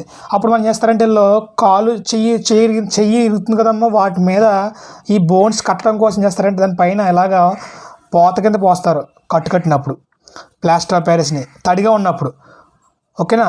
తడి చేసి దాన్ని ఇలాగ పారుస్తాయి. అప్పుడు ఏమవుతుంది, ఎప్పుడైతే మనం ఆ ప్లాస్టర్ ఆఫ్ ప్యారిస్కి వాటర్ ఇచ్చామో అది ఎలా మారుతుంది, స్ట్రాంగ్గా ఏర్పడుతుంది. వాటర్ అంటే ఏంటి, H2O నుంచి పెరుగుతున్న వాటర్ పెరిగిపోయి ఏమవుతుంది, అది ఇంకా స్ట్రాంగ్ అయిపోతుంది. ఓకేనా, స్ట్రాంగ్ అయ్యి గట్టిగా ఉంటుంది అనమాట. ఓకేనా, ఇవి ఎక్కడో ప్లాస్టర్ ఆఫ్ ప్యారిస్ని వేడి చేస్తే నీటి అణువులు కోల్పోయి కాల్షియం హెమిహైడ్రేట్గా దీన్ని POP అంటాం. ఓకేనా, దీన్ని జిప్సమ్ని వేడి చేయడం ద్వారా జిప్సమ్ని వేడి చేస్తే ఏమవుతుంది, వాటర్ అంతా ఆవిరవుతుంది కదా. అప్పుడు ఏమవుతుంది, వాటర్ కంటెంట్ తగ్గుతుంది. వాటర్ కంటెంట్ తగ్గిందంటే ఎలా మారుతుంది, ప్లాస్టర్ ఆఫ్ ప్యారిస్గా మారుతుంది. మళ్ళీ ఒకేళ ఈ ప్లాస్టర్ ఆఫ్ ప్యారిస్కి వాటర్ యాడ్ చేస్తే ఏమవుతుంది, ఆ జిప్సంగా మారి స్ట్రాంగ్గా ఏర్పడుతుంది. ఓకేనా, సో ప్లాస్టర్ ఆఫ్ ప్యారిస్ యొక్క ఫార్ములా ఏంటి, CaSO4 of H2O. ఓకేనా, ఈ CaSO4 of H2Oకి మళ్ళీ ఇంకో 1.5 వాటర్ యాడ్ చేస్తే జిప్సం ఏర్పడుతుంది. అంతే కదా, ఇది H2O. ఈ H2Oకి మనకి ఇంకో 1.5 వాటర్ యాడ్ చేసాము అనుకో, 1 + 1.5 ఏమవుతుంది, 2 అవుతుంది. అంటే ఇది ఎలా మారుతుంది, ఈజ్ ఈక్వల్ టు జిప్సమ్. ఓకేనా, అందుకని ఏం చేస్తారంటే ఈ ప్లాస్టర్ ఆఫ్ ప్యారిస్కి వాటర్ యాడ్ చేస్తే ఏమవుతుంది, అది స్ట్రాంగ్ అయిపోద్ది. ఒక గంటకి స్ట్రాంగ్ అయిపోయి ఏమవుతుంది, జిప్సం కింద మారిపోతుంది, స్ట్రాంగ్గా ఉంటుంది అనమాట. ఓకేనా, మెత్తన పదార్థానికి వాటర్ ఇచ్చినప్పుడు ఏమవుతుంది, వాటర్ యాడ్ చేసినప్పుడు జిప్సంగా మారిపోతుంది 1.5. ఓకేనా, ఈ విధంగా మనకి ఏంటిది, ప్లాస్టర్ ఆఫ్ ప్యారిస్ యొక్క ఫార్ములా ఏంటి, CaSO4 of H2O. ఇదో ఈక్వేషను. జిప్సమ్ యొక్క ఈక్వేషన్ ఏంటి, CaSO4 2H2O. చాలా ఇంపార్టెంట్ పాయింట్ ఇవేనమ్మా. మీరు ఇంకా టాపిక్స్ ఏమొద్దు. ఈ ఒక్క 5 1 2 3 4 5 6 ఈ 5 కూడా మీరు బట్టినట్లయితే చాలా ఈజీగా మరి ఎగ్జామ్ క్రాక్ చేయొచ్చు. పాలిసెట్ ఇవే ప్రతిసారి అడుగుతున్నాడు. ఏంటి, plaster of Paris, plaster of OF of. చూడండి, మీరు బాగా గుర్తుంచుకోండి, ప్లాస్టర్ ఆఫ్ ప్యారిస్ అన్నా కదా. ఆఫ్ అంటే ఏంటి, 1/2. ఇది చూడండి, ఇందులో ప్లాస్టర్ ఆఫ్ ప్యారిస్ ఆఫ్ ఉందా, OF ఆఫ్. కానీ ఇక్కడ మనకి HALF ఆఫ్ అనుకుంటాం. ఆఫ్ అంటే ఏంటి, సగమే కదా, H2O. చాలామంది కన్ఫ్యూజ్ పడతారు. ఎక్కడ 2H2O పెడతారు చాలామంది. 2H2O పెట్టొద్దు, అది జిప్సం అవుతుంది. ఎందుకంటే అందులో వాటర్ కంటెంట్ ఎక్కువ ఉంది. 2H2O అంటే 2 హైడ్రోజన్ పరమాణువులు, ఒక 2 ఆక్సిజన్ పరమాణువులు ఉన్నాయి. ఇది నీటి పరమాణువులు 2 ఉన్నాయి కాబట్టి ఇది జిప్సం అవుతుంది. నీటి పరమాణువులు అర ఉంటాయి, అర ఆఫ్ OF ఆఫ్ అన్న, ఇక్కడ HALF ఆఫ్ అంటే అర. So H2O gives less to, దీన్ని ఏమంటాం మనం, ప్లాస్టర్ ఆఫ్ ప్యారిస్ అన్నాం. ఈ ప్లాస్టర్ ఆఫ్ ప్యారిస్కి 1.5 నీటి అణువులు యాడ్ చేస్తే జిప్సం ఏర్పడుతుంది. జిప్సం నుంచి వేడి చేస్తే వాటర్ బాయిల్ అయిపోయి ఏం ఏర్పడుతుంది, ప్లాస్టర్ ఆఫ్ ప్యారిస్ ఏర్పడుతుంది. ఓకేనా, ఎక్కడది 373K, ఎక్కడది 373 డిగ్రీ కెల్విన్ వద్ద మనం టెంపరేచర్ యాడ్ చేస్తే అప్పుడు ఏమవుతుంది, వాటర్ అనేది బాయిల్ అయ్యి మనకి ప్లాస్టర్ ఆఫ్ ప్యారిస్ అండి. టెంపరేచర్లో మారితే అంతది 273 డిగ్రీ సెంటీగ్రేడా, 100 డిగ్రీ సెంటీగ్రేడ్లో టెంపరేచర్ స్కేలు. ఇదేమో సెంటీగ్రేడ్ స్కేలు, ఇదేమో కెల్విన్ స్కేలు. మీకు గుర్తుపెట్టుకోండి, వాటర్ని మనం బాయిల్ చేస్తే ఏమవుతుంది, ఎవాపరేట్ అవుతుంది. ఓకేనా, ఎవాపరేట్ అంటే ఏంటి, అందులో వాటర్ కంటెంట్ వెళ్ళిపోతుంది. ఎప్పుడైతే ఇందులోంచి వాటర్ కంటెంట్ వెళ్ళిపోయిందో, వాటర్ కంటెంట్ తగ్గిందంటే ప్లాస్టర్ ఆఫ్ ప్యారిస్ అయిందనమాట. CaSO4 of H2O. ఈ ప్లాస్టర్ ఆఫ్ ప్యారిస్ ఎక్కడ ఉపయోగిస్తారు, విగ్రహాల యొక్క రూపాలు అలంకరణ. మనం చూడండి, వినాయక చవితికి గట్రా చేస్తూ ఉంటారు కదా, విగ్రహాలకి ఆ పైన లేయర్ క్రియేట్ చేస్తూ ఉంటారు. క్రియేట్ చేసి మనకి పైగా సీలింగ్ చేసినప్పుడు ప్లాస్టర్ ఆఫ్ ప్యారిస్ ఉపయోగిస్తారు. సీలింగ్లకి అంతా కూడా నునుపు అవ్వడం కోసం, స్ట్రాంగ్ అవ్వడం కోసం ప్లాస్టర్ ఆఫ్ ప్యారిస్ ఉపయోగిస్తారు. విగ్రహాల తయారీలో ఉపయోగిస్తారు. ఉపరితలాల యొక్క నునుపు అంటే స్మూత్నెస్ రావడం కోసం వీటిని ప్లాస్టర్ ఆఫ్ ప్యారిస్ని ఉపయోగిస్తారు. ఓకేనా, వాషింగ్ సోడా యొక్క ఫార్ములా ఏంటమ్మా, Na2CO3 10H2O. వాషింగ్ సోడా యొక్క ఫార్ములా ఏంటి, Na2CO3 10H2O. ఇది మరీ దారుణం. ఏంటిది, H2O అంటే వాటర్ అణువులు. దీంట్లో 10 వాటర్ అణువులు కలిగి ఉన్నాయి. దీన్ని ఏమంటాం మనం, ఆర్ద్ర లవణాలు. ఇది లవణమే కదా. లవణంలో ఏముంది, వాటర్ ఉంది. వాటర్ అంటే తేమ.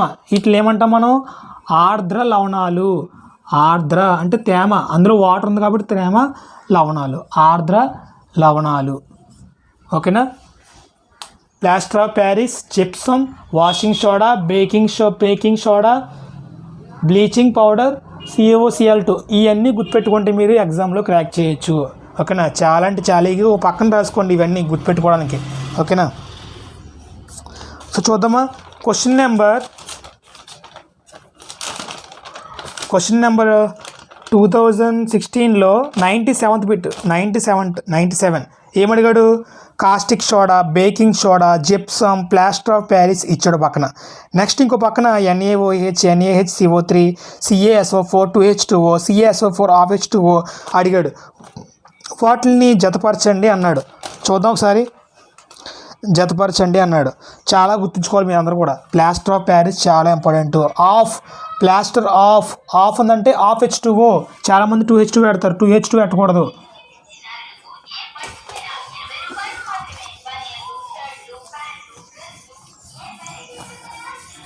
ఎలా అడుగుతున్నాడు అంటే మనకి ఇక్కడ జతపరచండి అంటున్నాడు. జతపరిచినప్పుడు చాలా బాగా మీరు గుర్తుపెట్టుకోవాలి. బేకింగ్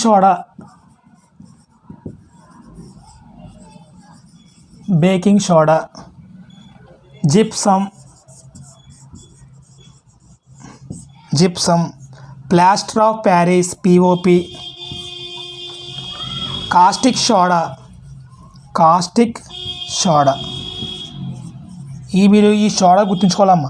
ఇవన్నీ కూడా మీరు బాగా గుర్తుంచుకోండి. ఇవన్నీ కూడా లవణాల నుంచి వచ్చినవి కాబట్టి ఇవన్నీ కూడా క్షార స్వభావం కలిగి ఉంటాయి. క్షార స్వభావం కలిగి ఉంటాయి. ఇవన్నీ కూడా క్షార స్వభావం కలిగి ఉంటాయి. క్షారం అంటే ఏంటి? బేసిక్ క్షారము. pH వాల్యూని 7 నుంచి 14 లోపు ఉంటాయి. ఇవన్నీ కూడా pH values. Baking soda, gypsum, plaster of Paris. ఓకేనా, డయాగ్రామ్ వేద్దామా ఒకసారి మనం చూద్దామా. ప్లాస్టర్ ఆఫ్ ప్యారిస్ ఫార్ములా ఏంటి? CaSO4. ప్లాస్టర్ ఆఫ్ కాబట్టి H2O, నీటి అణువులు ఉంటాయి. ఓకేనా, మరి ఇక్కడ సరే ఎలా పంచుకుంటాయి సార్? మరి ఎలా పంచుకుంటుంది అనుకున్నావు? ఇది ఇక్కడ ఈ CaSO4 అనేది ఇంకొక CaSO4 ఏర్పడుతుంది. ఒక CaSO4 ఇంకో CaSO4 ఏం చేస్తుంది? ఒక నీటి అణువుని పంచుకుంటాయి. ఒక నీటి అణువు H2O ఉంది కదా, ఈ H2Oని ఒక CaSO4 ఇంకో CaSO4 ఇంకొక టోటల్గా ఏమవుతుంది? ఇలా బంధం ఏర్పడుతుంది కదా. CaSO4 కలిపి ఒక నీటి అణువుని ఏర్పరచుకుంటాయి. తీసుకుంటే CaSO4 H2O. జిప్సమ్ ఫార్ములా ఏంటి? CaSO4, 2 హైడ్రోజన్ అణువులు ఉంటాయి. 2 వాటర్ అణువులు ఉంటాయి. 2 వాటర్ మాలిక్యూల్స్ ఉంటాయి. 2H2O. బేకింగ్ సోడా ఫార్ములా ఏంటి? బేకింగ్ సోడా గుర్తుంచుకోవాలి. NaHCO3. ఏంటమ్మా? NaHCO3. ప్రాక్టీసే, మెయిన్ ప్రాక్టీస్. ఎక్కువ మీరు ఒక 20 టైమ్స్ 30 టైమ్స్ రాసుకోండి ఈ formulas. Baking soda NaHCO3, baking soda NaHCO3, sodium hydrogen carbonate. Baking soda అన్న అవి వంట చేస్తారు కాబట్టి వంట సోడా అన్న, సోడియం హైడ్రోజన్ కార్బోనేట్ అన్న ఒకటే. Baking soda. Caustic soda formula ఏంటి మరి? NaOH. కాస్టిక్ సోడా ఫార్ములా ఏంటి? NaOH. Caustic soda NaOH. So ఈ విధంగా మనకి కొన్ని సోడాలు, తర్వాత ఈ యొక్క ప్లాస్టర్ ఆఫ్ ప్యారిస్ జిప్సమ్ మీద క్వశ్చన్ లేకుండా లేదు. ప్రతి ఎగ్జామ్లో కూడా జిప్సమ్ మీద, ప్లాస్టర్ ఆఫ్ ప్యారిస్ మీద. అయితే జిప్సమ్ ఎక్కడ ఉపయోగిస్తారు? అలంకరణలోను, విగ్రహాల తయారీలోను, నునుపుతల కోసము. నెక్స్ట్ ఈ జిప్సమ్ యొక్క ఫార్ములా CaSO4 H2O. ఇందులో ఎన్ని వాటర్ మొబుల్స్ ఉంటాయి? వాటర్ మాలిక్యూల్స్ ఉంటాయి. అదే జిప్సమ్ యొక్క ఫార్ములా ఏంటి? CaSO4 2H2O. అందులో ఎన్ని వాటర్ మాలిక్యూల్స్ ఉంటాయి? 2 వాటర్ మాలిక్యూల్స్ ఉంటాయి. అదే 10H2O ఎక్కడ? 10H2O ఇందులో ఉన్నాయి మనకి. 10H2O ఎక్కడ ఉన్నది మనకి ఎక్కువగా? వంట సోడాలోన 10H2O. సో 10 నీటి అణువులు కలిగి ఉన్నది ఎక్కడమ్మా? Na2CO3. ఏంటది Na2CO3? వాషింగ్ సోడా అనేది ఫోటో తీసుకోండి కావాలితే. Washing soda Na2CO3 10H2O. ఏంటమ్మా? Na2CO3 10H2O. Na2CO3 10H2O. మరి ఇక్కడ 10 వాటర్ మాలిక్యూల్స్ కలిగి ఉన్నది. ఇది తడిగా ఉంటుంది, పొడిగా ఉంటుందా? తడిగా ఉంటుంది కదా మీద అంతా కూడా. 10 వాటర్ మాలిక్యూల్స్ కలిగి ఉందంటే తడిగా ఉంటుంది. కాబట్టి వాషింగ్ సోడా తడి, ఇది తడిగా ఉన్న వాషింగ్ సోడా. ఓకేనా? అదే పొడిగా ఉన్న వాషింగ్ సోడా ఏంటి? ఇది వెట్ కాబట్టి 10H2O ఉన్నది. అదే డ్రై అయితే డ్రై వాషింగ్ సోడా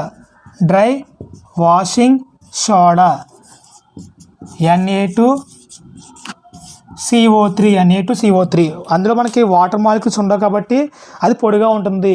పొడి వాషింగ్ సోడా బట్టల సోడా అన్న రెండు ఒకటే. Plaster of Paris, gypsum, baking soda అన్న, వంట సోడా అన్న, సోడియం బైకార్బోనేట్ అన్న మూడు ఒకటే. ఇక్కడ గుర్తుంచుకోవాలి, బేకింగ్ సోడా తర్వాత వంట సోడా, సోడియం బైకార్బోనేట్ అన్న మూడు ఒకటే. Gypsum, plaster of Paris.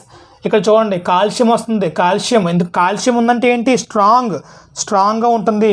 CSO4 of H2O, of plaster of Paris కాబట్టి ఆఫ్ H2O. ఓకేనా? మీరు ఒకసారి మళ్ళీ వెనక్కి పెట్టి క్లాస్ వినండి, మీకు అర్థమవుతుంది, స్లోగా అర్థమవుతుంది. ఓకేనా? ఒకసారి మనం షార్ట్ కట్లు ఏం గుర్తుంచుకున్నాం ఒకసారి చూద్దాం. ఒకసారి అందరం కూడా ప్లాస్టర్ ఆఫ్ ప్యారిస్ యొక్క రసాయనం ఏంటి? ఎగ్జామ్లో అడిగాడు 2023 2023లో 113 క్వశ్చన్. 2023లో 2023లో 113 క్వశ్చన్. ప్లాస్టర్ ఆఫ్ ప్యారిస్ యొక్క రసాయనం ఏంటి? Calcium hemi sulphate. Calcium hemi సల్ఫేటా, కాల్షియం హెమి హైడ్రేటా? Calcium sulphate hemi hydrate. Okay, confuse చెప్పాను. కాల్షియం Ca అంటే కాల్షియం కదా, SO4 అంటే సల్ఫేట్ కదా, ఆఫ్ అంటే హెమి కదా, H2O అంటే హైడ్రా అంటే వాటర్ కదా, hydrate. Calcium sulphate hemi hydrate. Plaster of Paris యొక్క ఎగ్జామ్లో ఏమంటున్నాడు? అయితే ఈక్వేషన్ అడుగుతున్నాడు, లేదంటే దాని యొక్క శాస్త్రీయ నామం అడుగుతున్నాడు. ఏంటి? Calcium sulphate hemi hydrate. ఓకేనా?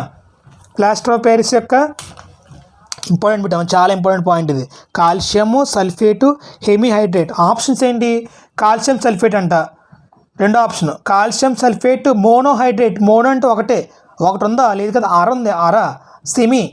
తర్వాత కాల్షియం సల్ఫేట్ ఓన్లీ CSO4 కాదు, calcium sulphate hemi hydrate water molecule అనేది మాత్రమే ఉంది. ఎందుకు చెప్తున్నానంటే చాలా important point. Plaster of Paris ఇది ఇప్పుడే కాదు, మీ నిత్య జీవితంలో లైఫ్ లాంగ్ ఉన్న కాంపిటేటివ్ ఎగ్జామ్ ఫీల్డ్లో కంపల్సరీ రైల్వే బిట్ కానీ SSC బిట్ కానీ ఎగ్జామ్లో వచ్చి బిట్టింది. CSO4 of H2O. 2H2O అయితే జిప్సమ్. ఇదే కన్ఫ్యూజ్ పడతారు చాలామంది, కన్ఫ్యూజ్ పడద్దు ఎవరు కూడా. నెక్స్ట్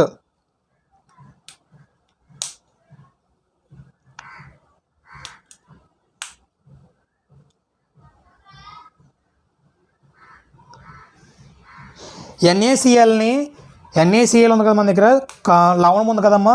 ఈ లవణాన్ని మనం దాని ద్వారా విద్యుత్ విశ్లేషం దాని ద్వారా మనం కరెంట్ పాస్ చేసినప్పుడు, అయాన్స్ ట్రాన్స్ఫర్ చేసినప్పుడు ఏ గ్యాస్ ఏర్పడుతుంది చెప్పాలి?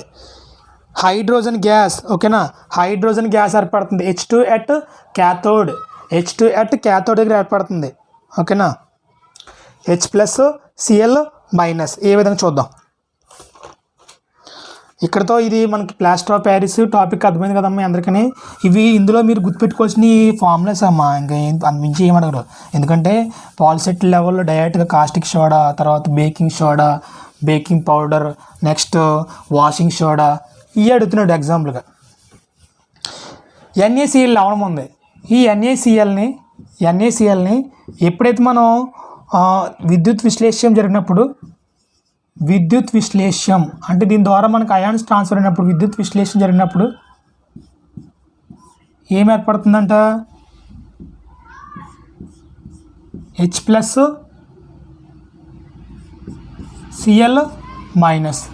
సో అంటే ఏంటి? హైడ్రోజన్ అనేది ప్లస్ అంటే ఏంటి? Proton charge. ప్లస్ అంటే క్యాథోడ్, మైనస్ అంటే యానోడ్. H+ అంటే ఏంటి? H+ అంటే ఏంటమ్మా? క్యాథోడ్ వద్ద క్యాథోడ్ వద్ద హైడ్రోజన్ అనేది క్రియేట్ అవుతుంది. యానోడ్ వద్ద, యానోడ్ అంటే నెగిటివ్, ఈ యానోడ్ వద్ద క్లోరిన్ అనేది ఏర్పడుతుంది. సో ఎగ్జామ్లో అడుగుతున్నాడు హైడ్రోజన్ అనేది ఎక్కడ. క్వశ్చన్ ఏంటి, క్రింది వానిలో జలద్రావణ NaClని విద్యుత్ విశ్లేషణ జరుపుగా ఏమి ఏర్పడుతుంది? Hydrogen at cathode, hydrogen at H+Cl-, H+Cl-. ఓకేనా. నెక్స్ట్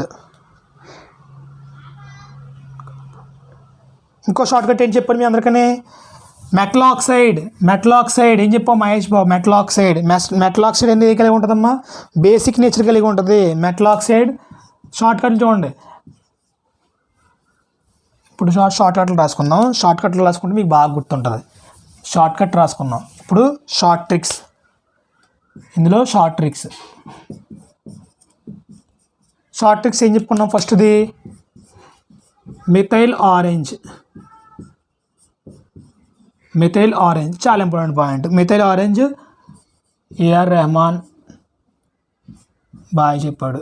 ఓకే, అంటే యాసిడ్స్ అనేవి రెడ్ కలర్లో ఉంటాయి చూపిస్తాయి, బేస్ అనేవి ఎల్లో కలర్ చూపిస్తాయి.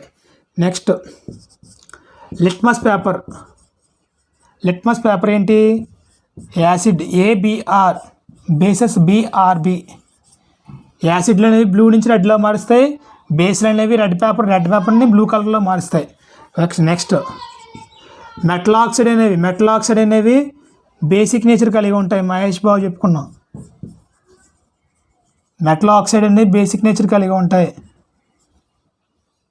నెక్స్ట్ ఈ లోహ ఆక్సైడ్లు క్షారత్వం కలిగి ఉంటాయి. అలోహ ఆక్సైడ్లు అంటే దానికి ఆపోజిట్ నాన్ మెటల్ ఆక్సైడ్ అనేవి ఎసిడిక్ నేచర్ కలిగి ఉంటాయి. నెక్స్ట్ ప్లాస్టర్ ఆఫ్ ప్యారిస్, కాబట్టి ఆఫ్ H2O. నెక్స్ట్ ఇలాగ మనకి ఈ షార్ట్ కట్లు ఉన్నాయి కదమ్మా. ఫినాప్థలిన్ ఏం చేస్తుందమ్మా?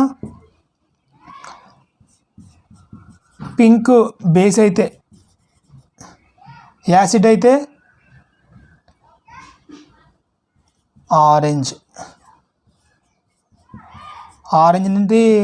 నుంచి కలర్లెస్ తర్వాత పింక్ నుంచి కలర్లెస్. సో అలాగా. నెక్స్ట్ ఇంకా సో ఇలాగ షార్ట్ కట్లన్నీ మనం బాగా గుర్తుంచుకుంటే, మెటల్ ఆక్సైడ్ చాలా ఇంపార్టెంట్. మెటల్స్ అనేవి ఆక్సిజన్తో రియాక్ట్ అయినప్పుడు అవి ఏం చేస్తున్నాయి, అవి ఏ స్వభావం కలిగి ఉంటాయంట? బేసిక్ నేచర్ కలిగి ఉంటాయి. సో ఆ బేసిక్ నేచర్ ఉన్నాయి కాబట్టి ఏం చేస్తున్నాడు, ఎగ్జాంపుల్గా Cu+, ఇది CuO ఏంటి?